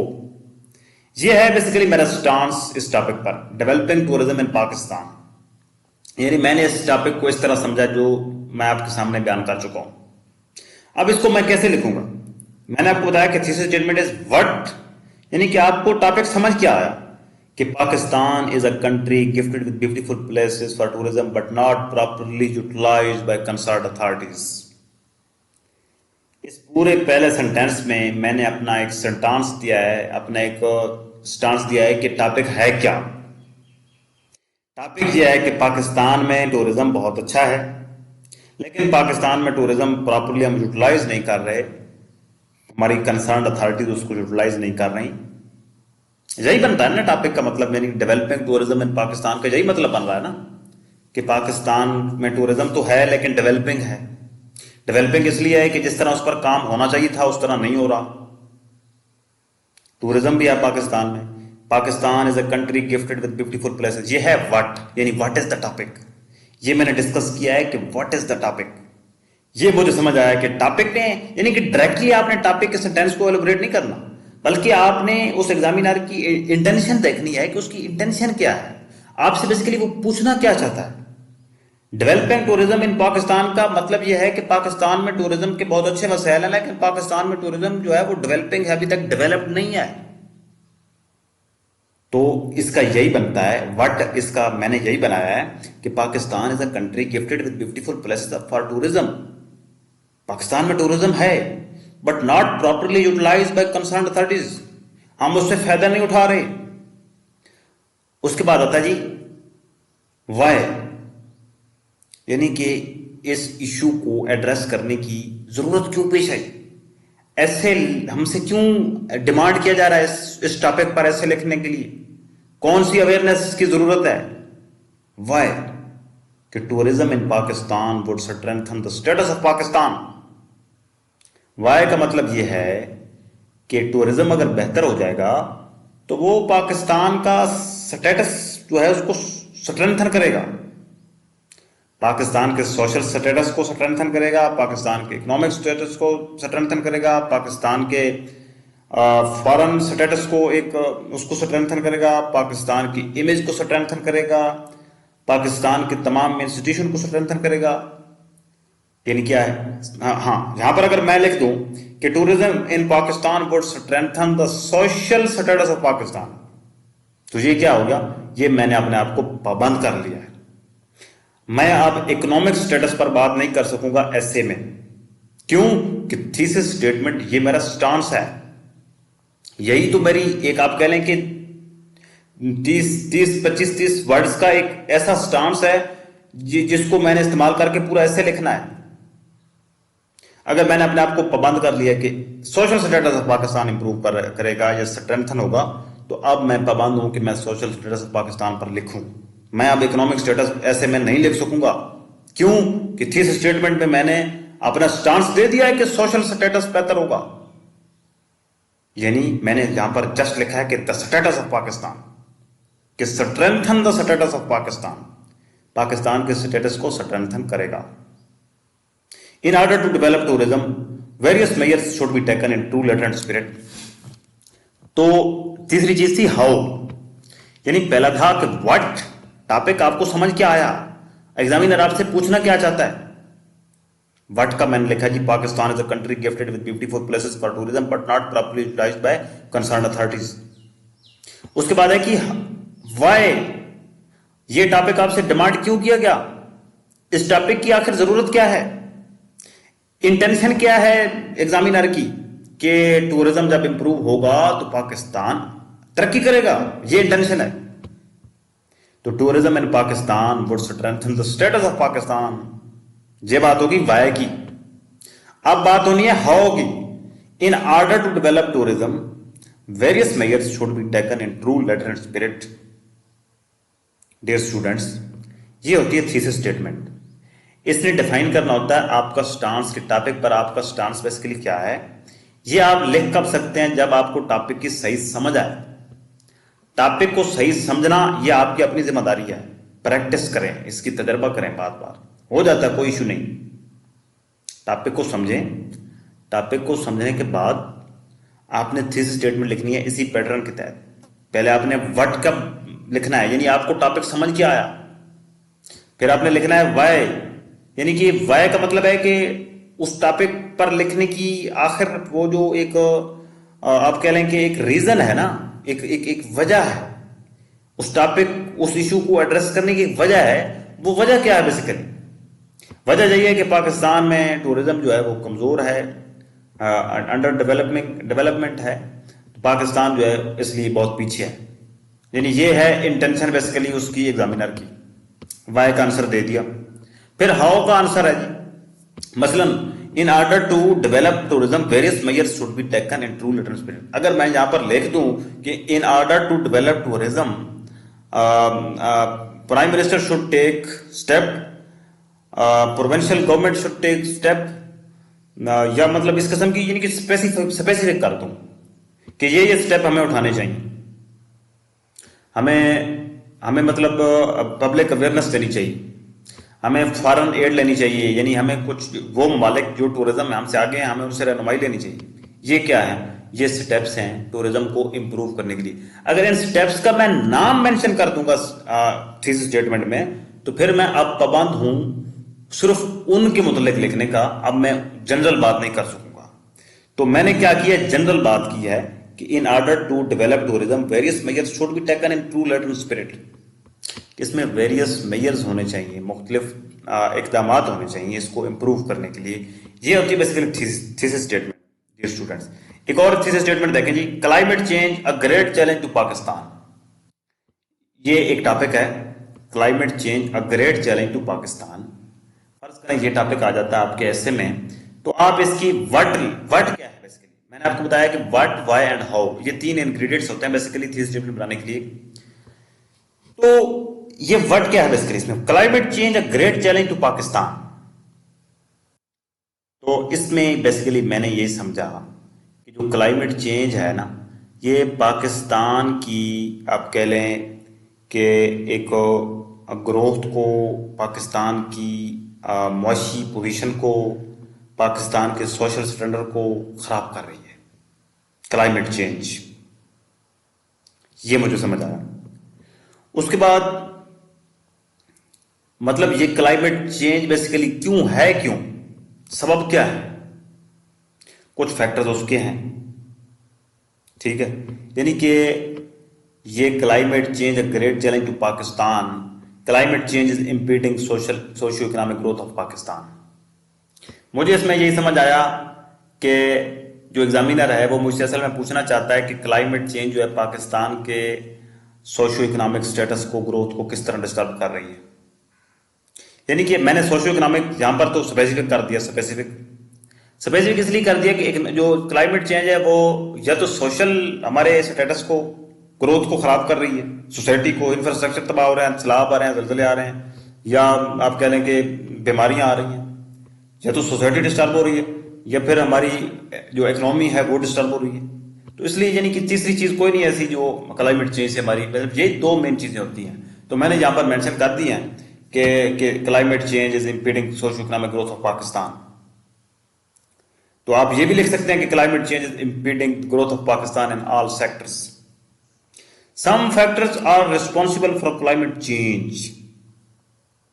ये है वाई का जवाब, यानी वर्ड क्या है कि climate change is impeding socio economic growth of Pakistan, climate change a great challenge to Pakistan. Topic को समझने की कोशिश करें ना कि climate change a great challenge to Pakistan. Challenge का क्या मतलब है? क्लाइमेट चेंज पाकिस्तान को बहुत बड़ा चैलेंज है, इस बात का क्या मतलब है? चैलेंज किस किस किस तनाजुर में चैलेंज है? इसी तनाजुर में चैलेंज है कि वो पाकिस्तान की सोशियो इकोनॉमिक ग्रोथ को इंपीड कर रही है, रोक रही है, परेशान कर रही है। तो इसीलिए उसको हमने कहा है कि climate change a great challenge to Pakistan.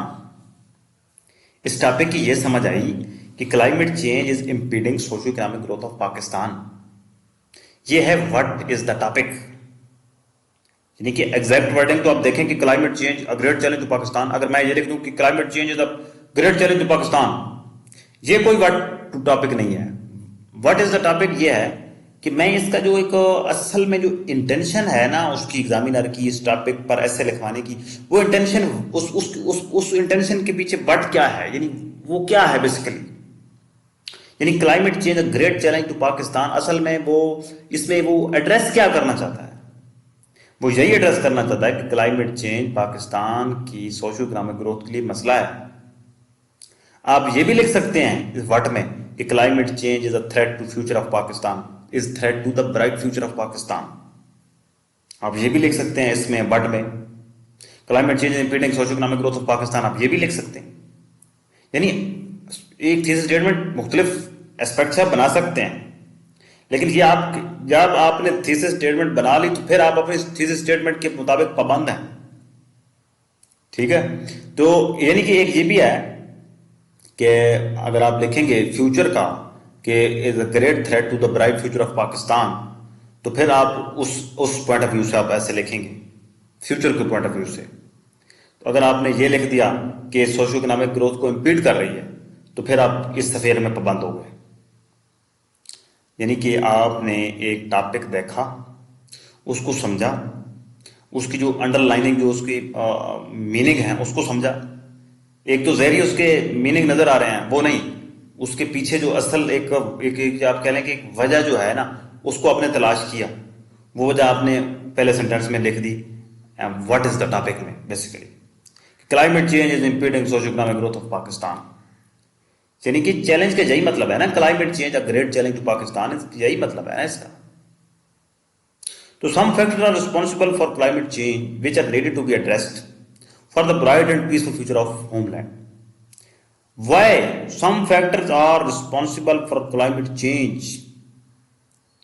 यानी इस टॉपिक पर ऐसे लिखने की जरूरत हमें इसलिए पेश आई कि क्या वजूहात हैं जिसकी वजह से क्लाइमेट चेंज पाकिस्तान को इंपैक्ट कर रही है। पहली बात तो यह है कि टॉपिक से हमें यह समझ आया कि पाकिस्तान की इकोनॉमिक और सोशल ग्रोथ डिस्टर्ब हो रही है क्लाइमेट चेंज से।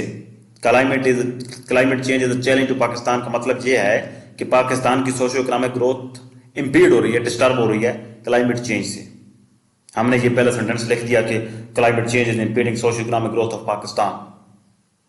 अब दूसरा कि वाई, इस टॉपिक पर क्यों जरूरत आई हमें एड्रेस करने की, एग्जामिनर को इस टॉपिक पर ऐसे लिखने की क्यों जरूरत पेश आई सीएसएस के स्टूडेंट्स को। इसलिए कि वो कुछ फैक्टर्स हैं जो क्लाइमेट चेंज का सबब हैं। कुछ हमारी लापरवाहियां हैं, कुछ हमारी आप कह लें कि सुस्तियां हैं जो क्लाइमेट चेंज से हमें इफेक्ट कर रही हैं। तो उनको एड्रेस करना भी जरूरी है। अगर हम उन सुस्तियों को, उन कमजोरियों को, उन फ्लाज को, उन ड्रॉबैक्स को इसमें डिस्कस नहीं करेंगे तो ऐसे का मकसद फिर फेल हो जाता है। तो व्हाट में हमने ये लिख दिया कि ऐसे ये है, मैं हमें ये समझ आया। फिर हमने ये लिखा कि some factor responsible for climate change, कुछ फैक्टर रिस्पॉन्सिबल हैं क्लाइमेट चेंज के लिए। वो फैक्टर्स कौन से हैं?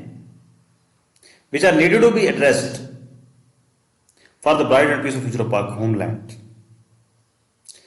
उसके बाद हाउ का मतलब है कि उनको एड्रेस किया जाए, उनका सोल्यूशन निकाला जाए, उनको कैसे हम हल करेंगे। ये हाउ का मतलब ये है, उनको कैसे हल करेंगे उन मसाइल को, उन फैक्टर्स को जो क्लाइमेट चेंज का सबब है। यानी अब एग्जामिनर को इस बात का पता चल गया कि जो स्टूडेंट है उसका स्टांस ये है कि क्लाइमेट चेंज जो है बेसिकली सोशो इकोनॉमिक पाकिस्तान की ग्रोथ को इम्पीड कर रही है। चैलेंज का यही मतलब बनता है ना। तो दूसरा उसने ये लिखा है कि कुछ फैक्टर रिस्पॉन्सिबल हैं। हाँ, देखते हैं इसमें उसने क्या फैक्टर मेंशन किए। तीसरा उसने लिखा है कि इन फैक्टर्स को, इन मसाइल को, इन इश्यूज को रिजॉल्व होने की ज़रूरत है, इनको एड्रेस करने की ज़रूरत है ब्राइट फ्यूचर ऑफ पाकिस्तान के लिए। यानी अब हमारे 3 सफेयर हैं कि बेसिकली टॉपिक है क्या। ये एक हमने सफेयर दिखा दिया, हमारा ये सफेयर है, हमारा ये पॉइंट ऑफ व्यू है इस लिहाज से। फिर हमने ये बताया कि ये टॉपिक लिखने की ज़रूरत क्यों पेश आई, हमने वो भी बता दिया। फिर तीसरे हमने ये बता दिया कि इसको हल कैसे किया जाए। ठीक है, यानी हमने तीनों चीज़ें उसको बता दी, हमने अपना स्टांस टॉपिक पर उसको दे दिया। अब हम यानी कि ऐसे जो है ना वो हमारा चेक करेगा और हमारा स्टांस अगर 100% ठीक है तो देखेगा, अगर नहीं ठीक तो फिर उसको लापरवाही से चेक करेगा ना। तो क्लाइमेट बेसिकली इसमें आपने देखा कि what is the topic, why it is needed to be addressed and how it would be addressed, how it would be resolve. ये 3 चीजें होती हैं। उसके बाद boosting agriculture and its effects on Pakistan economy, एक तीसरा टॉपिक है कि identity of Pakistan as agriculture country is at the brink of the destruction due to the low agricultural output. देखें, boosting agriculture and its effects on Pakistan economy, मतलब बात का ये है, जब आप ये कहते हैं डेवलपिंग या बूस्टिंग, इसका मतलब ये है कि वो डिपार्टमेंट या वो सेक्टर अब हमारा पीछे है, उसको ज़रूरत है, उसको प्रमोट करने की ज़रूरत है। Boosting agriculture and its effects on Pakistan economy, यानी कि आप एग्रीकल्चर को बूस्ट अप कैसे करेंगे और उसके पाकिस्तान के इकोनॉमी पर क्या असरात होंगे। यही होता है, यही टॉपिक की समझ आई है ना। तो identity of Pakistan as agriculture country is at the brink of destruction due to low agricultural output. तो हमने ये देखा कि जब, सॉरी फॉर दैट, हमने ये देखा कि जब उसने बूस्टिंग की बात की, बूस्टिंग एग्रीकल्चर यानी एग्रीकल्चर को बूस्ट अप करने की, प्रमोट करने की हमें जरूरत है, हम उसको कैसे प्रमोट करेंगे और उसके पाकिस्तान की मुआशी हालत पर क्या इफेक्ट्स होंगे। तो जब एक चीज को प्रमोट करने की बात की जाती है तो उसका मतलब तो यही होता है ना कि वो उस चीज में कुछ कमजोरियां हैं, उस चीज में कुछ खामियां हैं। तो हमने ये लिखा पहले सेंटेंस में कि identity of Pakistan as agriculture country is at brink of destruction due to low. Dear students, ये देखें, ये जो तीसरा टॉपिक है, boosting agriculture and its effects on Pakistan economy. Boosting का मतलब यही है कि अभी तक हमारा एग्रीकल्चरल सेक्टर पीछे है और उसका पाकिस्तान की इकोनॉमी के साथ कुछ लिंक है। यानी अगर हम एग्रीकल्चर सेक्टर को बूस्ट अप कर लेंगे, उसको मजीद उसको बढ़ा लेंगे, उसको ग्रो कर लेंगे, तो पाकिस्तान की इकोनॉमी पर अच्छा इफेक्ट होगा। तो दूसरा, अगर हम इसका सिक्के का दूसरा रुख देखें तो इसका मतलब ये बनता है कि पाकिस्तान का एग्रीकल्चरल सेक्टर बहुत पीछे है। चूंकि पाकिस्तान को एक एग्रीकल्चरल कंट्री कहा जाता है, एक ज़राई मुल्क कहा जाता है, तो पाकिस्तान की शनाख्ती ज़राअत है। तो जब वो ज़राअत में बहुत पूछे, यानी हमारी इंडस्ट्रियल जो प्रोडक्ट्स हैं या इंडस्ट्रियल जो इनकम है वो हमारे एग्रीकल्चरल सेक्टर से बहुत आगे है। तो मतलब बात करने का यह है कि पाकिस्तान की पहचान ही ज़राई मुल्क है, तो सनती एतबार से पाकिस्तान ज्यादा कमा रहा है और ज़राई तौर पर पाकिस्तान बहुत पीछे है। यही इस टॉपिक का मतलब बन रहा है इनडायरेक्टली। तो identity of Pakistan as agricultural countries at the brink of the destruction, brink मतलब किनारा, डिस्ट्रक्शन मतलब तबाही, due to low agricultural output, यानी कि एक ज़राई पैदावार थोड़ी होने की वजह से पाकिस्तान की जो पहचान है एज एग्रीकल्चरल कंट्री वो एक ब्रिंक ऑफ डिस्ट्रक्शन पर है, यानी तबाही के दहाने पर खड़ी है। Agricultural sector is not supporting economy of Pakistan and it could be boosted by agriculture innovation। यानी हमें चाहिए, इसमें हमें चाहिए कि पाकिस्तान का जो एग्रीकल्चरल सेक्टर है उसको सपोर्ट करें, क्योंकि उसको सपोर्ट जब करेंगे तो पाकिस्तान की इकोनॉमी पर उसका अच्छा इंपैक्ट होगा। ठीक है, तो इंपैक्ट भी आपने देखा कि जब एग्रीकल्चरल सेक्टर हमारा पीछे है तो उसका इंपैक्ट तो थोड़ा है ना, उसका इंपैक्ट तो आप कह लें कि वो पाकिस्तान की इकोनॉमी को सपोर्ट नहीं कर। जब हमें एग्रीकल्चरल सेक्टर प्रमोट करने की जरूरत है, इसका मतलब यह है कि पाकिस्तान की इकोनॉमी पर उसका अच्छा इफेक्ट नहीं है, पाकिस्तान की इकोनॉमी को सपोर्ट नहीं कर रहा। तो इसीलिए वाई का आंसर हमने दिया है कि agricultural sector is not supporting economy of Pakistan. How का आंसर कैसे? It could be boosted by agricultural innovations. अब ये हमारा स्टांस है कि एग्रीकल्चरल इनोवेशंस क्या होती हैं? इनोवेशंस होती हैं नित नई, हर रोज आप कह लें कि नई इजादात, मशीनरी की इजादात, तो पेस्टिसाइड्स की इजादात, तो दीगर ऐसी तमाम इजादात जो एग्रीकल्चरल सेक्टर को बूस्ट अप कर सकती हैं, वो बहुत सारी हो सकती हैं। अब हमारे पूरे ऐसे का स्टांस ये है कि पाकिस्तान का एग्रीकल्चरल सेक्टर बहुत पीछे है, पाकिस्तान की इकोनॉमी को ये सपोर्ट नहीं कर रहा और पाकिस्तान के एग्रीकल्चरल सेक्टर को इनोवेशंस के जरिए हम इसको बूस्ट अप कर सकते हैं, यानी कि नई इजादात से, नए तौर तरीकों से, मुख्तलिफ नए न्यू मेथड से हम इसको प्रमोट कर सकते हैं। ये है जी हमारा स्टांस इस टॉपिक पर, यही है हमारी थीसिस स्टेटमेंट। यानी थीसिस स्टेटमेंट मैं उम्मीद करता हूं कि अब आपको समझ आ गई होगी। मजीद आप 1 2 3 4 टॉपिक पर प्रैक्टिस करेंगे इस तरह, इन्हीं कवानीन को मद्देनजर रखकर, तो आप यकीनन एक अच्छी थीसिस स्टेटमेंट लिखने के अहल हो जाएंगे। उसके बाद डियर स्टूडेंट्स, जब आप थीसिस स्टेटमेंट लिख लेते हैं तो उसके बाद आ जाता है बॉडी पैराग्राफ। थीसिस स्टेटमेंट लिखने के इंट्रोडक्शन लिखेंगे, उसके बाद आप लिखेंगे थीसिस स्टेटमेंट। इंट्रोडक्शन के बाद आप क्या लिखेंगे? थीसिस स्टेटमेंट लिखेंगे। मैं आपको बताता हूं ये आपने ऐसे करना है। मसलन किसी एक की थीसिस स्टेटमेंट उठा लेते हैं, इसकी उठा लेते हैं, मसलन किसी एक की भी उठा लें, इससे कोई इशू नहीं पड़ता। तो इसको हम करते हैं कॉपी। डियर स्टूडेंट्स, इसमें आपने जब आउटलाइन लिखनी है ना, आउटलाइन में इंट्रोडक्शन के नीचे भी आपने थीसिस स्टेटमेंट लिखना होती है। तो जो आउटलाइन में आप थीसिस स्टेटमेंट लिखते हैं वो इतनी आप कह लें कि मैंडेटरी नहीं है, बल्कि इंट्रोडक्शन के एंड पर थीसिस स्टेटमेंट लिखना मैंडेटरी होती है। बात की समझ आ गई आपको? कंक्लूजन में भी आप थीसिस स्टेटमेंट लिखते हैं। हाँ, ये देखिए, ये जो थीसिस स्टेटमेंट मैंने लिखा था, यहां पर आपने एग्जैक्टली जो आपकी थीसिस स्टेटमेंट है आपने वही लिखनी है। बात की समझ आ गई? तो मैं ये समझता हूं कि आपको समझ आ गई है। ये देखिए, बस यही इसका एक तरीकाकार है। ये आपकी थीसिस स्टेटमेंट आ गई। ठीक है, कोशिश करें थोड़ा आगे करके इसको लिखें। चले जो भी है, पर ये इंट्रोडक्शन के नीचे थीसिस स्टेटमेंट आपकी आ गई, और उसके बाद आपकी आउटलाइन, ये आउटलाइन में लिखी हुई थीसिस स्टेटमेंट है। आउटलाइन आपने लिखा, लफ्ज इंट्रोडक्शन लिखा, उसके नीचे थीसिस स्टेटमेंट आ गई। उसके बाद आप ओवरव्यू लिखेंगे टॉपिक पर। ठीक है, अब ये जो ओवरव्यू आप लिखेंगे, ये आपका अब यहां से बॉडी पैराग्राफ शुरू हो रहे हैं आपके। यहां से इंट्रोडक्शन थीसिस स्टेटमेंट लिखने के बाद आपके ऐसे के बॉडी पैराग्राफ शुरू हो चुके हैं। तो must remember that structure of your introduction paragraph and the conclusion paragraph is quite different from the structure of body paragraphs. Body paragraph के स्ट्रक्चर से आपके ऐसे आपके इंट्रोडक्शन और कंक्लूजन का स्ट्रक्चर टोटली डिफरेंट होता है। Body paragraph has the same structure like this. Body paragraph का स्ट्रक्चर ऊपर मैंने जो आपको एक इंग्लिश स्टैंडर्ड पैराग्राफ का स्ट्रक्चर बताया था कि इंग्लिश में पैराग्राफ लिखने का स्टैंडर्ड स्ट्रक्चर ये है।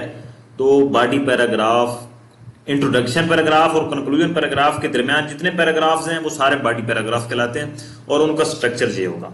देखिए जी, Pakistan is facing very serious challenge of climate change. ये टॉपिक सेंटेंस है। These challenges are impeding socio economic growth of Pakistan is facing many issues, climate change is serious of them. ये extension of the topic sentence है। Extension आपने इसको खींचा थोड़ा सा। इन addition to increase, ये जो इतना तक जो है, ये आप कह लें कि ये क्या है, ये एक्सप्लेनेशन है, और ये एग्जाम्पलिफिकेशन है। ये एग्जाम्पल मैंने कोट किए हैं, इतना तक ये एग्जाम्पल्स हैं।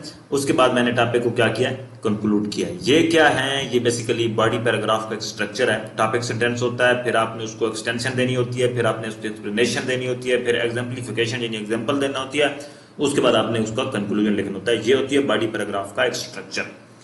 उसके बाद यानी कि तमाम बॉडी पैराग्राफ का स्ट्रक्चर ये होगा। उसके बाद your essay outline contain main headings referred with number 1, 2, 3 और सब हेडिंग्स ABC। मैंने ये आपको बात ऑलरेडी बता चुका हूं कि इस तरह होगी, यानी कि ये आप मेन हेडिंग होगी, what is climate change in Pakistan, ये मेन हेडिंग है। उसके नीचे सब हेडिंग आप इस तरह लिखेंगे ABC। ठीक है, यानी मेन हेडिंग को आपने नंबर देना है और सब हेडिंग को आपने ABC लिखना है। ठीक है, और इसमें इसके दरमियान कोई स्पेस नहीं छोड़नी, कोई इसमें आपने आउटलाइन में कोई स्पेस नहीं छोड़नी, कोई लाइन नहीं छोड़नी। ये स्टूडेंट्स अक्सर करते हैं। जो मेन हेडिंग होती है आपकी, उसको थोड़ा बोल्ड करके लिखें, आप मार्कर से लिख सकते हैं, और जो सब हेडिंग होती है उसको पेंसिल से लिखें, पॉइंटर से लिखें, या जो भी आपकी पसंदीदा पेंसिल है आप उससे लिख सकते हैं। There is no paragraph on main heading. हाँ, इसमें ये एक बहुत अहम बात है कि जो बॉडी पैराग्राफ आपकी होंगे ये भी बिल्कुल ठीक है। देखे ना, बात से बात निकलती है। ये जो आपकी मेन हेडिंग है, इस पर आप कोई पैराग्राफ नहीं लिखेंगे डियर स्टूडेंट्स। इस हेडिंग पर आपका कोई पैराग्राफ नहीं होगा। मेन हेडिंग पर आपके एसे के जितने भी बॉडी पैराग्राफ्स होंगे वो इस पर होंगे। सीरियस चैलेंज टू पाकिस्तान, इस पर एक बॉडी पैराग्राफ होगा। Lack of foresight and planning, इस पर एक बॉडी पैराग्राफ होगा। Affecting socio economic growth of Pakistan, इस पर एक बॉडी पैराग्राफ होगा। यानी सब हेडिंग्स पर एक बॉडी, हर सब हेडिंग पर एक बॉडी पैराग्राफ होगा। उसका स्ट्रक्चर क्या होगा? उसका स्ट्रक्चर वो होगा जो मैंने आपको ऊपर बता चुका हूं। टॉपिक सेंटेंस होगा, एक्सटेंशन होगी, एक्सप्लेनेशन होगी, एग्जाम्पलिफिकेशन होगी, और फिर उसका आखिर पर कंक्लूजन होगा। ठीक है, lack of foresight and planning, मतलब ये एक सब हेडिंग है, इस पर आपने पैराग्राफ लिखना है। तो कैसे लिखेंगे? टॉपिक सेंटेंस का आप लिखेंगे कि climate change a great challenge to Pakistan due to lack of foresight and planning. ये होगा इसका टॉपिक सेंटेंस। इसके मजीद आप इसको एक्सटेंड करेंगे, इसको मजीद एक्सप्लेन करेंगे, फिर इसकी मतलब एग्जाम्पलिफिकेशन कोट करेंगे कि कौन सी प्लानिंग या फोरसाइट ना होने की वजह से पाकिस्तान को नुकसान हुआ। कोई मतलब किसी गवर्नमेंट, प्रोविंशियल गवर्नमेंट या सूबाई या नेशनल गवर्नमेंट की सूरत में आप उसको कोट करेंगे कि फिलहाल गवर्नमेंट ने अच्छा इनिशिएटिव नहीं लिया, टूरिज्म को सपोर्ट करने के लिए अच्छा इनिशिएटिव नहीं लिया, क्लाइमेट चेंज को कम करने के लिए अच्छा इनिशिएटिव नहीं लिया, ग्लेशियर्स को कंट्रोल करने के लिए अच्छा इनिशिएटिव नहीं लिया, डैम्स को बनाने के लिए या अच्छा इनिशिएटिव नहीं लिया, पानी की जो एक पूरा एक सेटअप है उसको अरेंज करने के लिए। इसको आप एग्जाम्पलीफाई करेंगे, उसके बाद आप इसको कंक्लूड कर देंगे। यानी कि हर एक सब हेडिंग पर आप पैराग्राफ लिखेंगे, उस पैराग्राफ का स्ट्रक्चर उस तरह होगा जिस तरह मैंने आपको ऊपर डिस्कस किया है। ठीक है, अब मैं अगर एक एक सब हेडिंग पर पैराग्राफ लिखना शुरू कर दूं तो ये लेक्चर बहुत लंबा हो जाएगा। तो मैं वादा तो आपसे नहीं करता, लेकिन अगर आप कमेंट में मुझे रिक्वेस्ट करेंगे तो मैं एक पूरा ऐसे भी लिखकर उस पर भी वीडियो रिकॉर्ड कर सकता हूं। ये आपकी अपनी जवाबदेही होगी, अगर आप कहेंगे तो मैं इंशाल्लाह कर दूंगा। तो उसके बाद हाँ, सब हेडिंग पर पैराग्राफ होगा, मेन हेडिंग पर कोई पैराग्राफ नहीं होगा। तो उसके बाद ये देखें कि there is no heading within an essay during. जब आप ऐसे शुरू करते हैं ना आउटलाइन के बाद, उसमें फिर कोई हेडिंग नहीं होती। Differentiate your paragraphs by 2 inch indent, you can not leave a blank space of 2 or more lines, even 1 line. हत्ता कि आप एक लाइन की भी ब्लैंक स्पेस नहीं छोड़ सकते। आपने पैराग्राफ को डिफरेंशिएट कैसे करना है? आपने पैराग्राफ को डिफरेंशिएट इस तरह करना है कि मसलन ये एक पैराग्राफ है, मसलन ये पैराग्राफ है, तो आपने अब दूसरा पैराग्राफ स्टार्ट करना है। ठीक है, सब हेडिंग पर कोई दूसरा पैराग्राफ है, या इंट्रोडक्शन के बाद ओवरव्यू का पैराग्राफ है। ओवरव्यू बेसिकली क्या होता है? ओवरव्यू बेसिकली होता है टॉपिक को थोड़ा डिस्कस करना कि टॉपिक है क्या। ओवरव्यू का पैराग्राफ है, या आप कह लें कि ये इंट्रोडक्शन का पैराग्राफ है, मिसाल दे रहा हूं आपको, या आप कह लें किसी बॉडी पैराग्राफ है, कोई किसी सब हेडिंग का पैराग्राफ है। उसके बाद आपने दूसरी सब हेडिंग का पैराग्राफ स्टार्ट करना है। तो आप इस तरह 2 इंच का या 1-1.5 इंच का इस तरह स्पेस छोड़ देंगे, इस तरह। तो आप यहां से पैराग्राफ शुरू कर देंगे। आप उसमें लाइन नहीं छोड़ सकते, स्पेस नहीं छोड़ सकते। जब आप पैराग्राफ आपका खत्म हुआ तो यहां से मैंने शुरू कर दिया, तो एग्जामिनर को समझ आ जाएगी कि ये जो उसने स्पेस छोड़ी है, इसका मतलब ये है कि यहां से उसने नया पैराग्राफ शुरू किया है फिलहाल हेडिंग पर। आपने हेडिंग वेडिंग नहीं देनी मेन बॉडी ऑफ एसे में, कोई हेडिंग नहीं होती, सिर्फ आपने पैराग्राफ लिखने होते हैं अपने आउटलाइन को मद्देनजर रखकर। और जब आप पैराग्राफ लिखते हैं तो अगर एक पैराग्राफ आपने लिख लिया है तो दूसरा पैराग्राफ जब आप लिखते हैं तो शुरू करने से पहले आप 2 या 1 इंच का इंडेंट छोड़ देते हैं। इंडेंट छोड़ने का मतलब ये होता है कि आपने थोड़ी स्पेस छोड़ना होती है ताकि उसको पता चल जाए कि ये वाकई यहाँ से नया पैराग्राफ स्टार्ट हो रहा है। ठीक है, आपने कोई एरो, कोई नोट, कोई सुर्खी, कोई हेडिंग, कोई किसी किस्म कोई चीज़ नहीं देनी। जस्ट आपने इतनी खूबसूरत खुला, मतलब आप अच्छा लिखें, साफ सुथरा लिखें। तो अगर आपकी राइटिंग एक तरतीब में, जिस तरह ये देखें, ये बिल्कुल स्ट्रेट फॉरवर्ड नीचे की तरफ है, स्ट्रेट है नीचे की तरफ। तो यानी कि अगर इस तरह अगर आपकी लिखाई बेहतर होगी, एक आप उसके साथ एक कोई हाशिया खींच लेंगे, एक सीधी लकीर खींच लेंगे, उसके साथ ही लिखते रहेंगे, तो वो ऑटोमेटिकली वो क्लियर होगा कि यहाँ से उसने कुछ आगे करके शुरू किया और यहाँ से नया पैराग्राफ शुरू हुआ। यानी कि इंडिकेट करने के लिए ये चीज़ काफ़ी है। आपने जब 2 या 1-1.5-2 इंच का आपने उसमें स्पेस छोड़ दिया है नया पैराग्राफ शुरू करने से पहले, तो मेरे ख्याल में ये आइडेंटिफिकेशन के लिए काफ़ी है। तो उसके बाद हाँ, डियर स्टूडेंट, बॉडी पैराग्राफ जब हम मुकम्मल कर लेंगे तो उसके बाद आप क्या करेंगे? उसके बाद आपने कंक्लूजन लिखना होता है। हाँ, बॉडी पैराग्राफ के बाद आपने वे फॉरवर्ड देना होता है। यानी वे फॉरवर्ड का मतलब होता है सोल्यूशन देना होता है। आपने अपनी सजेशन देनी होती है कि आप इस मसले को कैसे हल करेंगे। ठीक है, वे फॉरवर्ड के बाद यानी कि वे फॉरवर्ड कैसे होता है, मतलब ये आपकी हेडिंग है ना, मसलन ये आप क्या लें कि ये आपका आउटलाइन है, ये आउटलाइन है, तो ये सारी आप देख सकते हैं। आउटलाइन आपने इस तरह बनानी है। यानी अब ये जो मेन हेडिंग है ना, मसलन नंबर्स में कोरिलेशन बिटवीन वाटर प्रेजेंट, इस पर आपने कोई पैराग्राफ नहीं लिखना। हाँ, अलबत्ता ये है ना, ये जो मेन हेडिंग है ना, ये मेन हेडिंग तो आपका ओवरव्यू है टॉपिक का, ये वाला। इसको आप overview of the topic heading भी दे सकते हैं, ओवरव्यू ऑफ द टॉपिक। ठीक है, हर ऐसे में आप overview of the topic heading ये दे सकते हैं। ये जहां पर तो मैंने ये सिंपली लिख दिया है कि correlation between national unity and Pakistan, आप इसको ओवरव्यू ऑफ द टॉपिक लिख सकते हैं। बात की समझ आ गई? तो आपने मेन हेडिंग पर कोई नहीं देनी कि मेन हेडिंग पर कोई पैराग्राफ नहीं लिखना आपने। उसके बाद ये जो आपने आउटलाइन लिखनी है, ये आपने फ्रेज में लिखनी है। आपने कोई पूरा सेंटेंस इसमें नहीं लिखना। आपने इन आउटलाइन के एंड पर अगर क्वेश्चन मार्क आ रहा है तो वो तो देना है, अगर फुल स्टॉप आ रहा है तो आपने वो नहीं देना। फुल स्टॉप अपने कहीं पर भी नहीं देना। ठीक है, आउटलाइन में फुल स्टॉप नहीं देते क्योंकि ये फ्रेज में होती है। आपने अब पैराग्राफ लिखना है lack of foresight and planning पर अलग पैराग्राफ। उसका स्ट्रक्चर क्या होगा, उसका स्ट्रक्चर आप टॉपिक सेंटेंस लिखेंगे, आप उसको एक्सटेंड करेंगे, उसके एग्जाम्पलिफिकेशन एक्सप्लेनेशन करेंगे, एग्जाम्पलिफिकेशन और फिर कंक्लूजन कर देंगे। जब आपका पैराग्राफ मुकम्मल हो जाएगा 2 इंच का थोड़ा स्पेस छोड़कर आप नया पैराग्राफ शुरू कर देंगे इन्वायरमेंटल चेंजेस पर। आप इन्वायरमेंटल चेंजेस पर ये पैराग्राफ लिखेंगे, इसी तरह राइजिंग पॉपुलेशन पर लिखेंगे, वाटर सग्रेशन पर लिखेंगे। तो उसके बाद आप इस पर लिखते शुरू कर देंगे। एक सेंटेंस आप जब ये पूरी कर लेंगे तो एक सेंटेंस आप कनेक्टिंग सेंटेंस लिखेंगे जो कनेक्ट करेगा आपकी ऊपर वाली बात को इस नीचे वाली मेन हेडिंग के साथ। ठीक है, कनेक्ट करने का मतलब जो भी तरीका होता है, यानी कनेक्शन आप कोई भी लगा सकते हैं कि water crisis, after explaining the water crisis in Pakistan now it is necessary to discuss the situation of national unity in Pakistan. यानी कि ये क्या है, ये आपका कनेक्टिंग सेंटेंस है। ये कनेक्टिंग सेंटेंस आप लिखने के बाद आप इस पर पैराग्राफ स्टार्ट करेंगे, strength relation between federation provinces, फिर इस पर पैराग्राफ लिखेंगे, फिर इस पर पैराग्राफ लिखेंगे, फिर जब आप 5वीं हेडिंग तक पहुंचेंगे फिर आप एक कनेक्टिंग सेंटेंस लिखेंगे कि क्राइसिस इंपैक्ट नेशनल यूनिटी। तो आप लिखेंगे कि many crisis, water crisis are impacting national unity in different ways, those ways can be explained as follow. तो आप शुरू कर देंगे जनाब, ये आपका कनेक्टिंग सेंटेंस हो गया।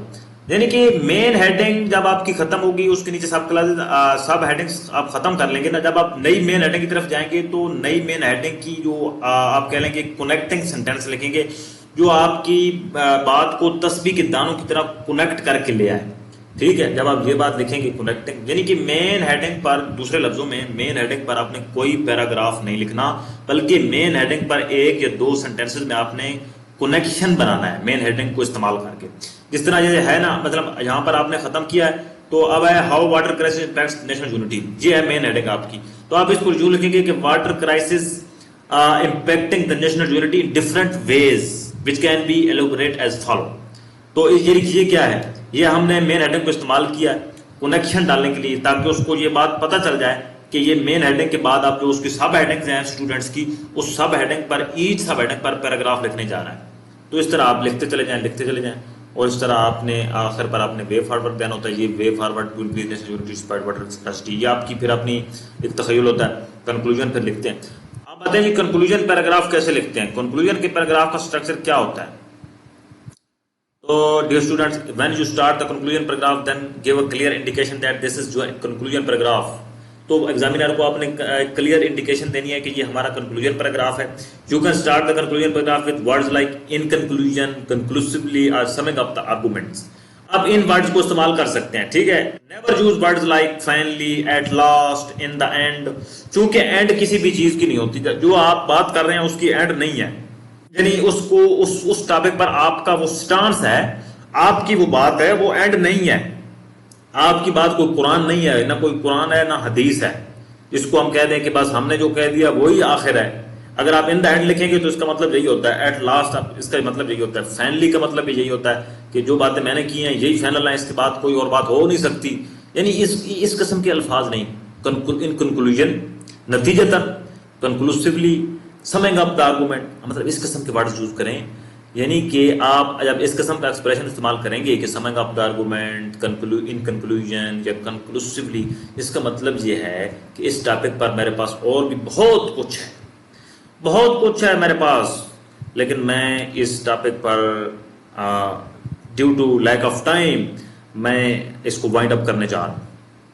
अगर आप ये लिखेंगे कि फाइनली, इसका मतलब ये होगा कि बस आपके पास जो कोई था ना आपने मेंशन कर दिया। एट लास्ट, यानी आपके माइंड जो सपोर्ट कर सकता था आपने कर दिया। इन द एंड, यानी बस जो, मतलब इसका एक इसकी डायरेक्शन ये भी हो सकती है कि बस जो कुछ मैंने लिख दिया यही आखिरी है, इसके बाद कोई हल नहीं है, या मेरे पास जो कुछ था मैंने सब कुछ लिख दिया। यानी ये दोनों जो कह लें कि पहलू से अगर वो सोचे तो ये आपके मुनाफी है, आपके हाथ में बेहतर नहीं है। तो आप लिखें एट द एंड, इसमें एट द एंड ना लिखें, आप इन कंक्लूजन लिखें, कंक्लूसिवली लिखें। जब कंक्लूजन पैराग्राफ स्टार्ट करने लगे तो समिंग अप द आर्गूमेंट लिखें।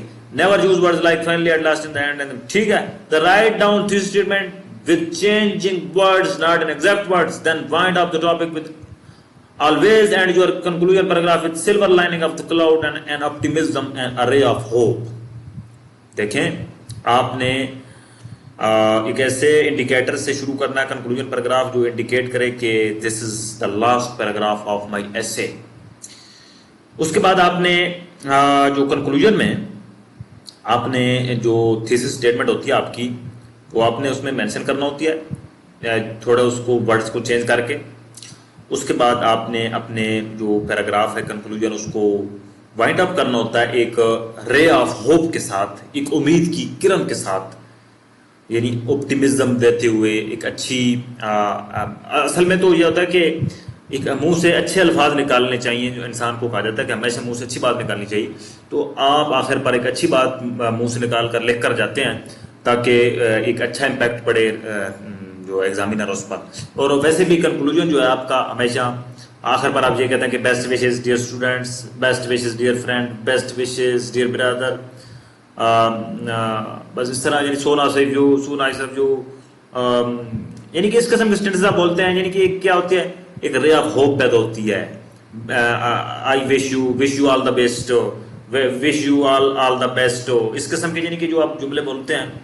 तो डियर स्टूडेंट्स, आपको ये लेक्चर काफ़ी लंबा हो गया था, असल में ज़बान भी खुश्क होने लगी अब मेरी। खैर कोई इशू नहीं है, इसको हम कंप्लीट ही करेंगे। मसलन आप इस किस्म के सेंटेंसेस बोलते हैं आखिर पर कि wish you all the best, best of luck, best wishes for your future endeavours, best wishes for bright future, इस किस्म की यानी कि आप बोलते हैं जो एक मुस्बत रे होती है, गोल्डन आप कह लें कि एक होप की उम्मीद होती है, एक होप की एक किरण होती है, उम्मीद की किरण होती है, रे ऑफ होप होती है। तो यानी कि conclusion of an essay is a reflection of introduction. दूसरे लफ्जों में वो इंट्रोडक्शन का एक रिफ्लेक्शन होता है। तो रिफ्लेक्शन कैसे होता है, ये आप इसके एग्जांपल देख सकते हैं कि every worst situation has solution. In like manners, climate change could be handled very well by acting upon suggestions which are given above. By acting upon solutions as above mentioned, there could be healthy and life favorable environment. A man can have a better hope for the healthy, temperate and friendly climate of human beings. यानी climate change पर आप conclusion इस तरह लिखेंगे कि in conclusion या conclusively या by summing up the arguments, every worst situation has solution. In like manners, climate change could be handled very well by acting upon suggestions which are given above, by acting upon solutions as above mentioned. यानी कि आपने ऊपर जो कुछ लिखा होता है ना, आपने जो वे फॉरवर्ड दिया होता है उसका भी जिक्र करना होता है आपने। यानी कि आप इंट्रोडक्शन में, चूंकि आप इंट्रोडक्शन में पूरी आउटलाइन का एक स्केच देते हैं और एक थीसिस स्टेटमेंट भी लिखते हैं, तो वही बातें आपने कंक्लूजन में करनी होती है, लेकिन उनको थोड़ा आप मोल्ड करके, थोड़ा चेंज करके, और आखिर पर आपने वाइंड अप करना होता है एक सिल्वर लाइनिंग के साथ, एक उम्मीद की किरण के साथ, with the ray of the hope. आपने उस टॉपिक को कंक्लूड करना होता है, वाइंड अप करना होता है। तो डियर स्टूडेंट, ये होती है silver lining. A man can have a better hope for healthy, temperate and friendly climate to human beings. ठीक है, तो यानी कि ये होते हैं सिल्वर। अच्छा, उसके बाद इंट्रोडक्शन 220 वर्ड से 250 वर्ड्स का होना चाहिए आपका। ओवरव्यू ऑफ द टॉपिक, जो दूसरा पैराग्राफ अगर आपका होगा वो 100 से 120 वर्ड्स का होना चाहिए। बॉडी पैराग्राफ की लेंथ 2000 वर्ड्स होनी चाहिए, और आपके पैराग्राफ में जो बॉडी पैराग्राफ होने चाहिए ऐसे में 16 से 18 होने चाहिए। कंक्लूजन की लेंथ 120 से 150 वर्ड्स की होनी चाहिए। तो आपके ऐसे में कौन कौन सी चीजें देखी जाती हैं, आपके ऐसे में आपका कंटेंट देखा जाता है कितना ऑथेंटिक है, आपकी लैंग्वेज ठीक है गलत है, ग्रामर ठीक है गलत है, आपके ऐसे का स्ट्रक्चर ठीक है गलत है, कोहेरेंस आपके ऐसे में है या नहीं है। ये ब्रॉड एरियाज ऑफ असेसमेंट है। आपके ऐसे को इन एरियाज के तहत असेस किया जाता है कि आपका कंटेंट कितना ऑथेंटिक है, आपकी लैंग्वेज कैसी है, आपका स्ट्रक्चर कैसे है, आपने कोई स्ट्रक्चर में कोई तब्दीली तो नहीं की, तो कोहेरेंस आपकी कैसी है। ये चीजें देखें, कंटेंट, लैंग्वेज और कोहेरेंस, ये आपकी अपनी प्रैक्टिस है। और स्ट्रक्चर 20%, ये मैंने आपको इस पूरे लेक्चर में यही बताया है कि स्ट्रक्चर आपका कैसे होगा। ये मैंने आपको ऐसे का स्ट्रक्चर ही बताया। तो ऐसे तो आप मटेरियल तो आपने खुद ढूंढना है। मसलन आप न्यूज़पेपर से अच्छे अच्छे टॉपिक्स जो है ना वो सर्च करें। उसके बाद आपके जो जितने भी ऑप्शनल सब्जेक्ट्स हैं या कंपलसरी सब्जेक्ट हैं, जब आप उनकी तैयारी करते हैं तो आपके पास इतना नॉलेज होता है कि आप ऐसे को अच्छा परफॉर्म कर सकते हैं। बाकी ऐसे के चंद गिने चुने जो है ना वो टॉपिक्स हैं, उनको अगर आप कवर अप कर लें तो मैं समझता हूँ कि उनकी डायमेंशन अगर कवर कर लें ना सारी, तो वो आपका ऐसे भी कवर हो जाता है। उसके बाद आता है जी अप्लाई जीपेस्ट मॉडल। जीपेस्ट मॉडल बेसिकली क्या होता है कि जी से मुराद गवर्नेंस होती है, पी से मुराद पॉलिटिक्स होती है, ई से मुराद इकोनॉमी होती है, और एस से मुराद सोसाइटी और टेक्नोलॉजी। यानी आपने जो सब हेडिंग्स लिखनी है ना, सब हेडिंग्स, उन पर आपने ये मॉडल अप्लाई करना है। मसलन मैं आपको यहां से बताता हूं कि ये देखें, ये देखें, what is the water crisis in Pakistan. ये हमने एक हेडिंग दिया, lack of foresight and planning. Model क्या है जी? जी पेस्ट। जी से मुराद क्या है? गवर्नेंस। पी से मुराद क्या है? पॉलिटिक्स। ई से मुराद क्या है? इकोनॉमी। और एस से मुराद सोसाइटी, साइंस एंड टेक्नोलॉजी। और इसके बाद बाकी क्या है? और टी से मुराद क्या है? टेक्नोलॉजी। एस से मुराद सोसाइटी और टी से मुराद टेक्नोलॉजी। ठीक है, तो ये जीपेस्ट मॉडल आप अप्लाई करेंगे। यानी आपने जो सब हेडिंग लिखनी है ना, आपने उनमें ये देखना है कि सबसे पहले आपने गवर्नेंस के मुतालिक लिखना है। यानी आपने वो सब हेडिंग देनी है जो जो गवर्नेंस के रिलेटेड हो। मसलन lack of foresight and planning. Planning किसने करनी होती है? गवर्नमेंट ने करनी होती है, तो इसलिए ये किसके रिलेटेड है? ये गवर्नेंस के रिलेटेड है। इन्वायरमेंटल चेंजेस, ये किसके रिलेटेड है? ये बेसिकली आप कह लें कि मैं समझता हूं कि ये सोसाइटी के रिलेटेड है, इन्वायरमेंटल चेंजेस। उसके बाद राइजिंग पॉपुलेशन, ये भी क्या है? ये भी एक सोसाइटी के रिलेटेड है। वाटर रेगुलेशन क्या है? ये भी आप कह सकते हैं कि कुछ टेक्नोलॉजीज का इस्तेमाल किया जा रहा है, सोसाइटी की बात भी कर सकते हैं। जिस एस्पेक्ट से आप देखना चाहें इसको देख सकते हैं। यानी आपने जब सब हेडिंग्स आपने देनी है, आपने पहली सब हेडिंग वो देनी है जो गवर्नेंस के रिलेटेड हो। आपकी सब हेडिंग जो गवर्नेंस के रिलेटेड है, आपने पहले वो लिखनी है। आपकी सब हेडिंग अगर पॉलिटिक्स के रिलेटेड है, तो फिर आपने पॉलिटिक्स के रिलेटेड दूसरे नंबर पर वो सब हेडिंग लिखनी है जो पॉलिटिक्स के रिलेटेड है। तीसरे नंबर पर आपने वो हेडिंग सब हेडिंग लिखनी है जो इकोनॉमी के रिलेटेड है। इकोनॉमी के रिलेटेड जो है, उसके बाद चौथे नंबर पर आपने वो लिखनी है जो सोसाइटी के रिलेटेड है, और पांचवें नंबर पर आपने वो लिखनी है जो टेक्नोलॉजी के रिलेटेड है। यानी इसका स्कोप वसी है। आपने सोसाइटी में कौन कौन सी चीजें आती हैं, आप बखूबी इसका अंदाजा कर सकते हैं। यानी आपने अपनी सब हेडिंग को इससे तरतीब देनी है। ये आप जीपेस्ट मॉडल अप्लाई करके अपने ऐसे को मजीद अरेंज कर सकते हैं। उसके बाद है जी, आप जैसे में कोहेजन और कोहेरेंस, ये क्या होते हैं? कोहेरेंस और कोहेजन ये बेसिकली क्या कंसेप्ट है? योर ऐसे must have elements of cohesion and coherence. Every year has 12 months. Every month I sleep, eat and drink. Eating and drinking are necessary for life. I often eat meat and vegetables. Vegetables and meat are good source of proteins and vitamins. ये एक मैंने paragraph लिखा है। The above paragraph has element of cohesion but not coherence. Each sentence is connected to previous one at the level of discourse. एक sentence cohesion ये होती है कि आपका एक सेंटेंस जो आपने लिखा है, अगला जो आप लिख रहे हैं वो उससे मैच करे। ठीक है, मसलन एक सेंटेंस आप ये लिखते हैं कि क़यादत वाज द ग्रेट लीडर, फिर आप लिखते हैं जी Pakistan is an agricultural country. क्या ये लिंक्ड है? ये लिंक्ड नहीं है। जब आप लिखते हैं कि क़यादत वाज द ग्रेट लीडर, अगर आप ये लिखते हैं कि द मदर ऑफ क़यादत was a great lady, she was very honest, and the grandfather of क़यादत वॉज वेरी ओल्ड मैन। क़यादत Mohammad Ali Jinnah has one daughter only. तो यानी कि ये क्या है? इसमें सेंटेंसेस में क्या है? कनेक्शन है। जब आपके सेंटेंसेस में कनेक्शन होगा तो इसका मतलब यह है कि आपका पैराग्राफ या आपका ऐसे में कोहेजन का एलिमेंट मौजूद है। अगर मैं ये लिखूं कि Pakistan is very powerful country, साथ में ये लिख दूं कि Pakistan is very poor country, Pakistan is very rich country, दूसरा सेंटेंस है Pakistan is very poor country, क्या ये लिंक्ड है? नहीं है। Pakistan is very rich country, Pakistan has many natural resources, Pakistan has a lot of opportunities for the tourism,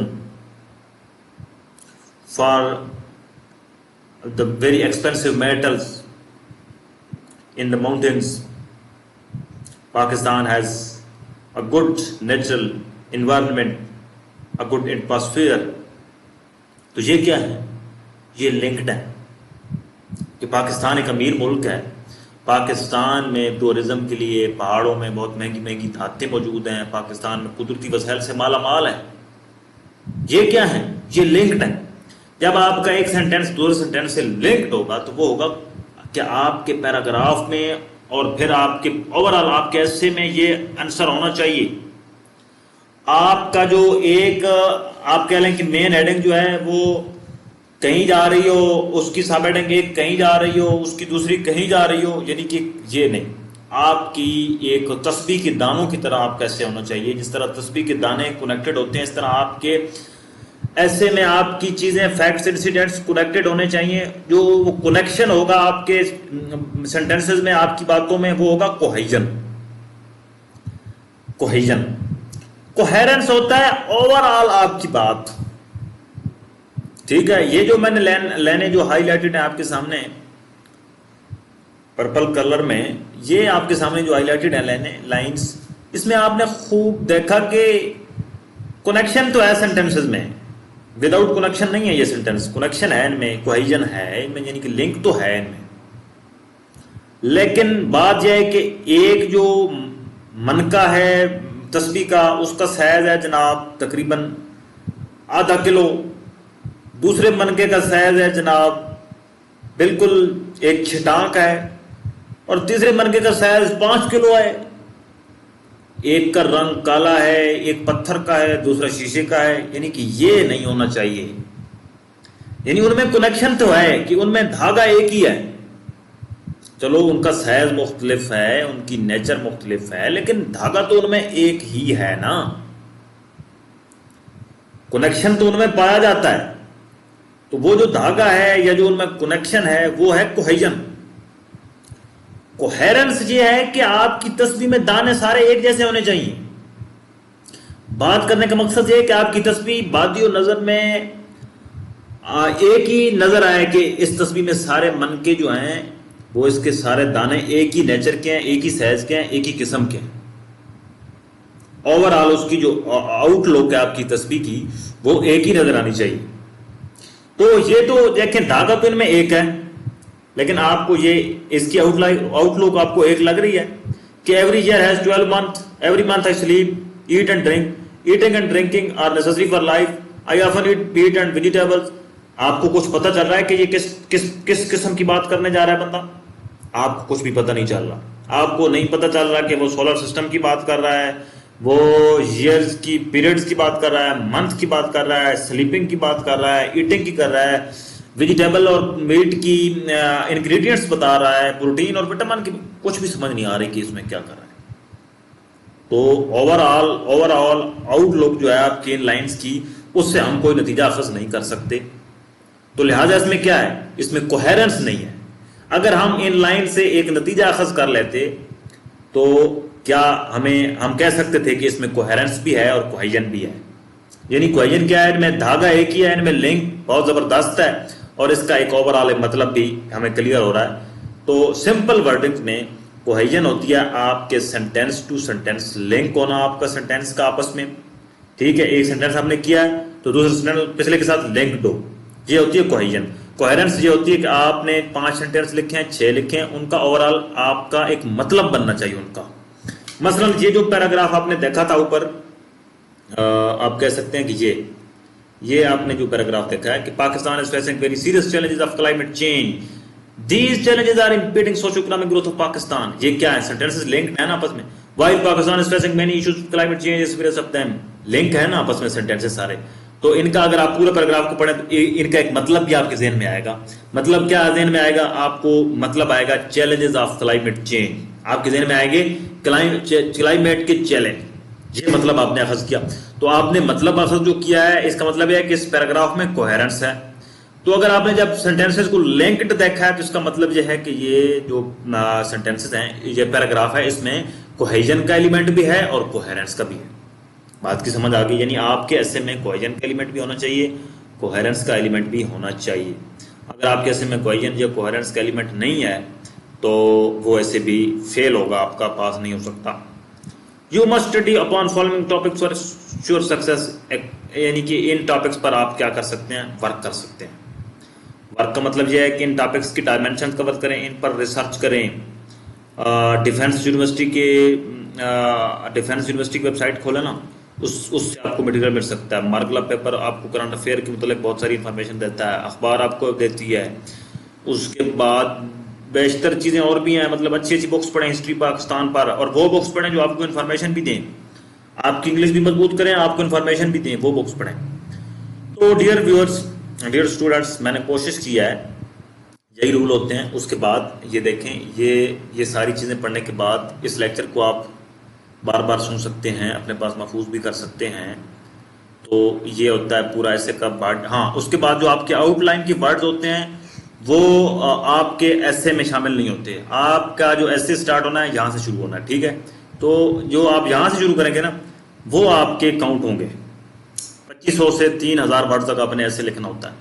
तो डियर स्टूडेंट्स, अगर आपको कोई, मैंने कोशिश तो पूरी की है इसको कवर अप करने की, तो एक ही लेक्चर में मेरे ख्याल में मैंने आपको बहुत कुछ बता दिया है। आपके साथ बहुत कुछ शेयर करने का मौका मिला और आपको बहुत कुछ बताने का मौका मिला। इसके अलावा मोजेस स्टूडेंट्स, डियर स्टूडेंट्स, ये मैंने आपको समझाने के लिए ये थीसिस स्टेटमेंट यहाँ पर कोट किया है। वैसे टॉपिक के ऊपर वाटर क्राइसिस नेशनल यूनिटी आपको नजर आ रहा है, तो ये थीसिस स्टेटमेंट तो क्लाइमेट चेंज पर है। मैंने ये आपको एग्जांपल दिया सिर्फ समझाने के लिए कि आप थीसिस स्टेटमेंट इंट्रोडक्शन के नीचे इस तरह लिखेंगे, आउटलाइन में भी लिख सकते हैं, और लिखनी चाहिए आपको, अच्छी बात है, लिखनी चाहिए। तो दूसरी बात इसमें यह है कि डियर स्टूडेंट्स, कोई भी टॉपिक जो है ऐसे का, उसको समझना कि उसमें असल उसने पूछा क्या है। मैं ये समझता हूं कि सबसे की पॉइंट ये है ऐसे लिखने का। अगर आपने टॉपिक को अंडरस्टैंड ही गलत किया तो फिर यकीनन आप अल्टीमेटली फेलुअर रिजल्ट ही होगा आपका फिर। तो मैं तो कभी भी ये नहीं कहता कि आप फेल हूं, आप कामयाब हूं, अल्लाह करे। तो इसमें टॉपिक को समझने की कोशिश करें। पहले टॉपिक है क्या, water crisis and national unity की मसलन बात है, या climate change is impeding the socio economic growth of Pakistan. कोई भी टॉपिक है उसको अंडरस्टैंड करें कि उसमें असल में वो पूछना क्या चाहता है, उसमें वो किन किन सफेयर्स पर हमसे बात पूछना चाहता है, वो कौन कौन से सफेयर हो सकते हैं जिन पर वो हमसे पूछना चाहता है। तो ये जो आपने जो आप आउटलाइन लिखते हैं, ड्रा करते हैं, ये भी एक आर्ट है कि आपके जहन में ये भी क्वेश्चन बिल्कुल होगा कि ये इतनी आउटलाइन हम कैसे लिखेंगे, फिर उनको एक्सप्लेन कैसे करेंगे। तो ये डियर स्टूडेंट्स, आपके सामने जब एक टॉपिक आएगा उस पर आपने ये थीसिस स्टेटमेंट बनानी कैसे है, मैंने आपको बहुत वजाहत से बता दिया। ये आप थीसिस स्टेटमेंट आप बना लेंगे, फिर आप ब्रेनस्टॉर्मिंग करेंगे। ब्रेनस्टॉर्मिंग का मतलब ये होता है कि आपने सोचना है। ये होती है चीज प्रैक्टिस से। आप सबका पेपर्स के टॉपिक्स को देखें, उन पर ऐसे लिखें। उन पर जब आप ऐसे लिखना शुरू करेंगे तो आपका ब्रेन आपको सपोर्ट करेगा कि ये ऐसे है, ये सफेयर इसमें डिस्कस करने हैं, और इन सफेयर में आप ये मेन हेडिंग बनाकर उसके नीचे ये सब हेडिंग लिखनी चाहिए आपको, आप लिख सकते हैं। देखें जी, ये है जी मसलन टॉपिक कि correlation between water crisis and national unity. Introduction लिखा। इंट्रोडक्शन क्या है बेसिकली? इंट्रोडक्शन में तो जब हम आउटलाइन लिख लेंगे तो इंट्रोडक्शन तो हमारा थीसिस स्टेटमेंट में हमने लिख ली, इंट्रोडक्शन में हमने लिख लिया, तो थीसिस स्टेटमेंट भी लिख ली, आउटलाइन भी लिख ली। इंट्रोडक्शन तो अब कोई मुश्किल नहीं रहा ना। तो इंट्रोडक्शन तो अटेंशन ग्रैबर से हमने शुरू करना है, फिर हम आउटलाइन को हमने उसको उसमें डिस्कस कर देना है, फिर उसके बाद हमने थीसिस स्टेटमेंट लिख देनी। इंट्रोडक्शन तो हमारा ये लिखा लिखाया हो गया। जब हमने आउटलाइन थीसिस स्टेटमेंट लिख ली, इंट्रोडक्शन तो हमारा लिखा जा चुका है और कंक्लूजन भी लिखा जा चुका है। ये दोनों पैराग्राफ हमारे लिखे जा चुके हैं जब हमने आउटलाइन लिख ली और थीसिस स्टेटमेंट जब हमने बना ली, टॉपिक को समझ लिया, तो ये दोनों पैराग्राफ तो हमारे लिखे जा चुके हैं। इन पर कोई मसला फिर नहीं रहता स्टूडेंट को मसला आता है बीच में कि ओवरव्यू में क्या है। ओवरव्यू में आपने सिंपल ये बताना होता है कि टॉपिक को आपने समझा क्या है, टॉपिक है क्या। फिर देखें कि water crisis and national unity, ये है टॉपिक का नाम। तो यकीनन ये तो क्वेश्चन जाता होगा कि क्राइसिस है क्या, क्राइसिस पैदा कैसे हुआ।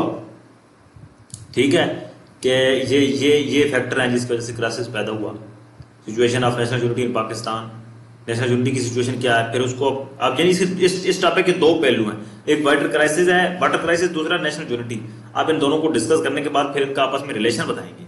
Situation of national unity in Pakistan, what is water crisis in Pakistan, ये इनको दोनों को हमने डिस्कस किया सब हेडिंग में। फिर सब हेडिंग तो ये आपकी अपनी कैपेबिलिटी है कि आपने सब अपनी हेडिंग को किस तरह आपके पास मटेरियल कि आप उस अपनी हेडिंग को सपोर्ट करें विद सब हेडिंग्स।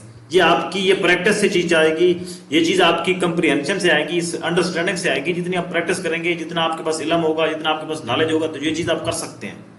जो कुछ वो पूछना चाहता है उसकी मेन हेडिंग बनाकर उसको सब हेडिंग आप उसको एड्रेस कर सकते हैं, उस इशू को, कोई इशू नहीं है। ये बस प्रैक्टिस से आपको चीज आएगी।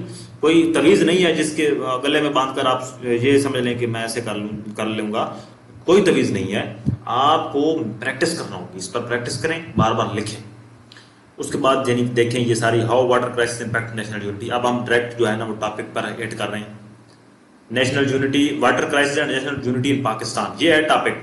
हमने पहले वाटर क्राइसिस को डिस्कस किया, फिर नेशनल यूनिटी को डिस्कस किया विद सब हेडिंग्स पैराग्राफ के साथ। उसके बाद हमने वाटर क्राइसिस इंपैक्ट कैसे करा है उसको डिस्कस किया। उसके बाद छठा करेंगे वे फॉरवर्ड। वे फॉरवर्ड का मतलब होता है कि हमारी सजेशन इसमें ये है, मेरी जाती सजेशन ये है, in my point of view या in our point of view. ये इस किस्म के वी, आई, मई, आवर, आस, इस किस्म के प्रोनाउंस आप इस्तेमाल नहीं करते ऐसे में, आपको नहीं करने चाहिए।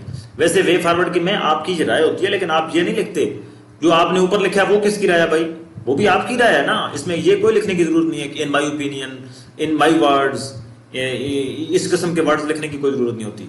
तो ये वे फॉरवर्ड यानी कि आप लिखेंगे कि ये चीजें होनी चाहिए, कंपनसेशन होनी चाहिए, बिल्डिंग वाटर चैनल होनी चाहिए, रिड्यूस वाटर इंटेंसिव प्लांट्स होने चाहिए। मतलब एक सफेदे का दरख्त है, जितना सफेदे का दरख्त पानी पीता है ना अंडरग्राउंड वाटर, तो मैं समझता हूँ कि शायद इतना कोई दरख्त भी नहीं पीता। तो इस किस्म के यानी कि आपके पास फैक्ट्स होंगे तो आप लिख सकेंगे ना। फैक्ट्स का होना भी जरूरी है, आपके पास नॉलेज का होना भी जरूरी है। आप कम अज कम इम्तिहान देने से पहले 12-13 ऐसे की प्रैक्टिस करके आए, उसके किसी अच्छे टीचर को चेक करवाएं। उसके बाद आपकी गलतियां जो होंगी उनको नोट करें, फिर अल्लाह पर छोड़ें और यकीन करें। बस जो बिलीफ है, जो यकीन होता है, वो सबसे बड़ी ताकत होती है। अल्लाह पर यकीन रखें, अल्लाह आपको कामयाब करे।